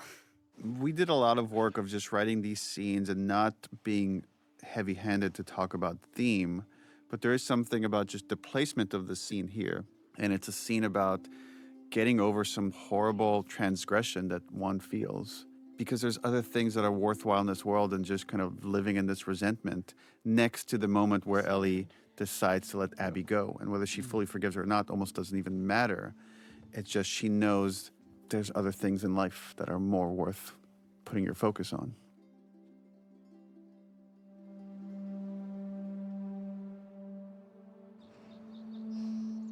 It's interesting seeing since the game has come out. It's been out for a few years now. How many different interpretations there are for this leaving of the guitar here, whether it's she's fully forgiven Joel, or whether she's fully forgiven Abby, or whether she's willing to move on, or whether she just doesn't want to be under Joel's shadows anymore. And when people always I don't know if you get this often, people often come to me and they want the answer. They're like, which one is it? Mm-hmm. And I'm like, it's all those things. It's all those things in some way. Like people's minds are so complicated. Yeah. I mean, I think it's what we've been talking about with grief and how that can sort of manifest in somebody. I'll caveat by saying this is my own interpretation. And it doesn't mean that it's right. It's just mine. But sometimes you have so many triggers for trauma that you just need to let anything that might trigger you, you just have to let it go and start over. I mean, how I felt in that moment of, it's easier just to not get close to people. We know when we were writing this, we had so many conversations about leaving it on a hopeful note. And even though it's very dark, I do find it to be a hopeful note. It's left with that question of like, once you've committed all these atrocities yourself, can you come back from that? And we saw that Joel was able to, and then maybe Ellie could as well. I remember when you guys told me that that was going to happen, and I was very nervous. Man, what a journey.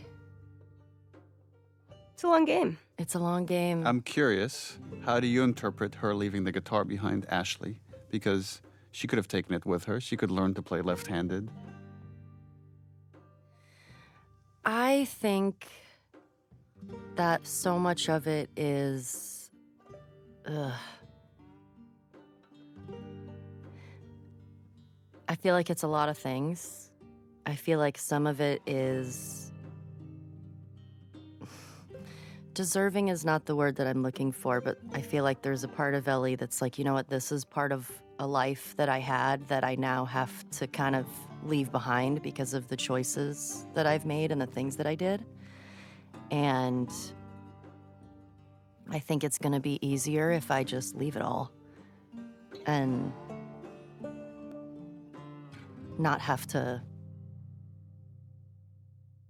go back and try to visit it every day. And I think also having if she did take the guitar with her, that would be a constant reminder of Joel. Like it would be triggering. It would be triggering in a way. And I think, you know, if Ellie had therapy in this world, it probably would have ended differently. But as someone who knows, like when you go through stuff and you just kind of like trash compactor it down into your body and not deal with it, I think that's kind of where she's at, but kind of just like, if I leave it all behind, this is what I kind of deserve. Do you think if she leaves the guitar behind, she's hoping that she will no longer have the... Yeah, I think there's a little bit of that there, of like, maybe if I don't have this reminder, I'll get over it, because trying to find revenge and retribution, that didn't fill that hole. What do you think it is? What do you guys think it is when you were thinking of leaving the guitar there? And specifically because cutting off the fingers was a very strong choice to not be able to play the guitar and have that connection anymore. Sometimes it's hard to kind of reverse engineer what was the inspiration or the process, but I find playing guitar so therapeutic. And I associate music with specific times in my life and memories that then if someone were to take that away from me, and especially if I were responsible for the reason it's taken away from me, then it might be too hard to just constantly play it badly, or especially this particular guitar that's gifted to her by Joel. And right, her memories with Joel are, I think, mostly positive, but it's mixed with some negative stuff and the journey of the first game. And this is a point where I think she wants to start over, that she came to the brink of being a villain. And she's, I mean, in some ways she was, and she probably killed many people on this journey that might not have deserved that fate. But I think now she wants to go on a journey to reflect on that and find a different purpose. I'm curious, maybe Ashley and then Laura, like, how do you feel years later now? People had very strong reactions to this game, both positive and negative. And how do you feel about it? I feel like I have so many feelings about it. I feel like now, having some years behind us of the game being out, I love this game so much, and I think it's such a beautiful piece of media because of the story and the narrative and what it has to say, and that's so much to Hallie and Neil. I think the aftermath, when it first came out, seeing what Laura had to deal with, my friend, and you guys, and all of us, of something that we cared about so much, and in the process of 5 years of making this and all of the hands that touched it. And there was a period that was rough because you're getting this judgment from people who don't fully know the story and are... It was hard. It was rough. It was rough. Yeah. I think there was a lot of after, too, of people... But I don't feel like when we were playing the game that, yeah, Ellie is making some really strong decisions. But it's funny, a lot of people that would come up and be like, dude, Ellie's like a murderer. What happened to her? And I'm like, no, she's got some stuff. But even still, like now having, you know, coming out of that time of I feel like that was one of the first times where I've sort of dealt with like a reaction like that. Uh-huh. And it sucks. It hurts, especially if you love something so much. Yeah. And all the time that everybody put into it. And it sucked seeing my friend get attacked and things that all of you guys of things that I care about, but I know that's so much of the world we live in. But I think it was just like a perfect storm of timing too. And because everybody was so separated, we were all dealing with that separately, right? Yes. We didn't get to see each other and like talk it through. Right. And it's crazy because for so long, and I've talked to you about this, like there was no closure for the game. You know, normally like you wrap and we have like a wrap party and we get to like see everybody and Unpack. kind of like rejoice in what we made and like how much of our hearts we poured into something. Right. Yeah. And we never got the celebration of finishing it and seeing it released to the world. And all we got instead was like that vitriol like thrown. Ugh. So it was rough, but it's, you know, again, it's been years and I'm so just proud. And it's a story that if you play it, I don't see how it can't change you. Yeah. You know, it changes how you view violence. It changed how I played games. You know, like as I was playing the game, I found myself, I wasn't attacking people anymore. Like I started like, I love to just destroy every person that I come across. Like it's a completion thing for me. And as I'm playing, I was like, I stealthed everywhere. Instead, I didn't want to hurt anyone anymore. Yeah. I remember when we started doing press at the end of the game, toward the end of the game, people would be like, oh my God, and all the dogs, you have to kill all the dogs. And I remember being like, you don't actually have to kill any of the dogs but Alice. So that's on you. And people like having to own that reality, right? Like you have to face your own ugliness in the game. And I think, I think the game will age well. I think the game will, the story and the mechanics and the beauty of the world will hold up over time as an incredibly complex piece of storytelling in and of itself, outside of like its own medium. Yeah. I hope, but yeah, that was a rough time. Well, I remember, right, so it's months before the game comes out. We have to delay it indefinitely because there's a backlash from our most hardcore fans. And people are just waiting in the wings to attack Naughty Dog because we're woke and diverse and all these other reasons. Diverse, taking too long to get a game out. So we're all at home and we're all kind of have to be depressed at home as this is happening and finish the game. Yeah. And then the game comes out and it goes on a little bit of a redemption arc because it won all these awards. And I don't know if I've ever talked about this, or maybe I was afraid to like talk to you all about this. But my greatest fear when that backlash was happening was that I've let you all down in some way, that I didn't do right by you. And that's why I've always been afraid to kind of talk about it with you because I feel like I would get really emotional. I remember talking with Troy about it because I'm like, dude, I apologized to him. I'm like, I feel like I did you wrong. And now you're like, and he's like, no, what are you talking about? Like, I love this thing. Like, I wouldn't change a beat. But, you know, we all had our share of all sorts of things that were really awful to deal with at the time. And when people ask me, like, was it worth it? Was it worth doing this whole thing? And when I think about myself, I say, yes, I would do it again in a heartbeat. I'm so proud of this thing. When I think about what you all went through, that's the one thing that gives me pause. That especially you, Laura, what you went through. That's when I'm like, I don't know if I would put an actor through that again. And it sucks that that's kind of the world that we live in, but I just care about you so much that I felt terrible for what you were going through. Well, we were all going through it. So. But then, you know, when you started winning all those awards, I was like, I hope. And again, I was so afraid to talk to you about it. I'm like, I hope that's some sort of vindication. Oh my gosh, yeah.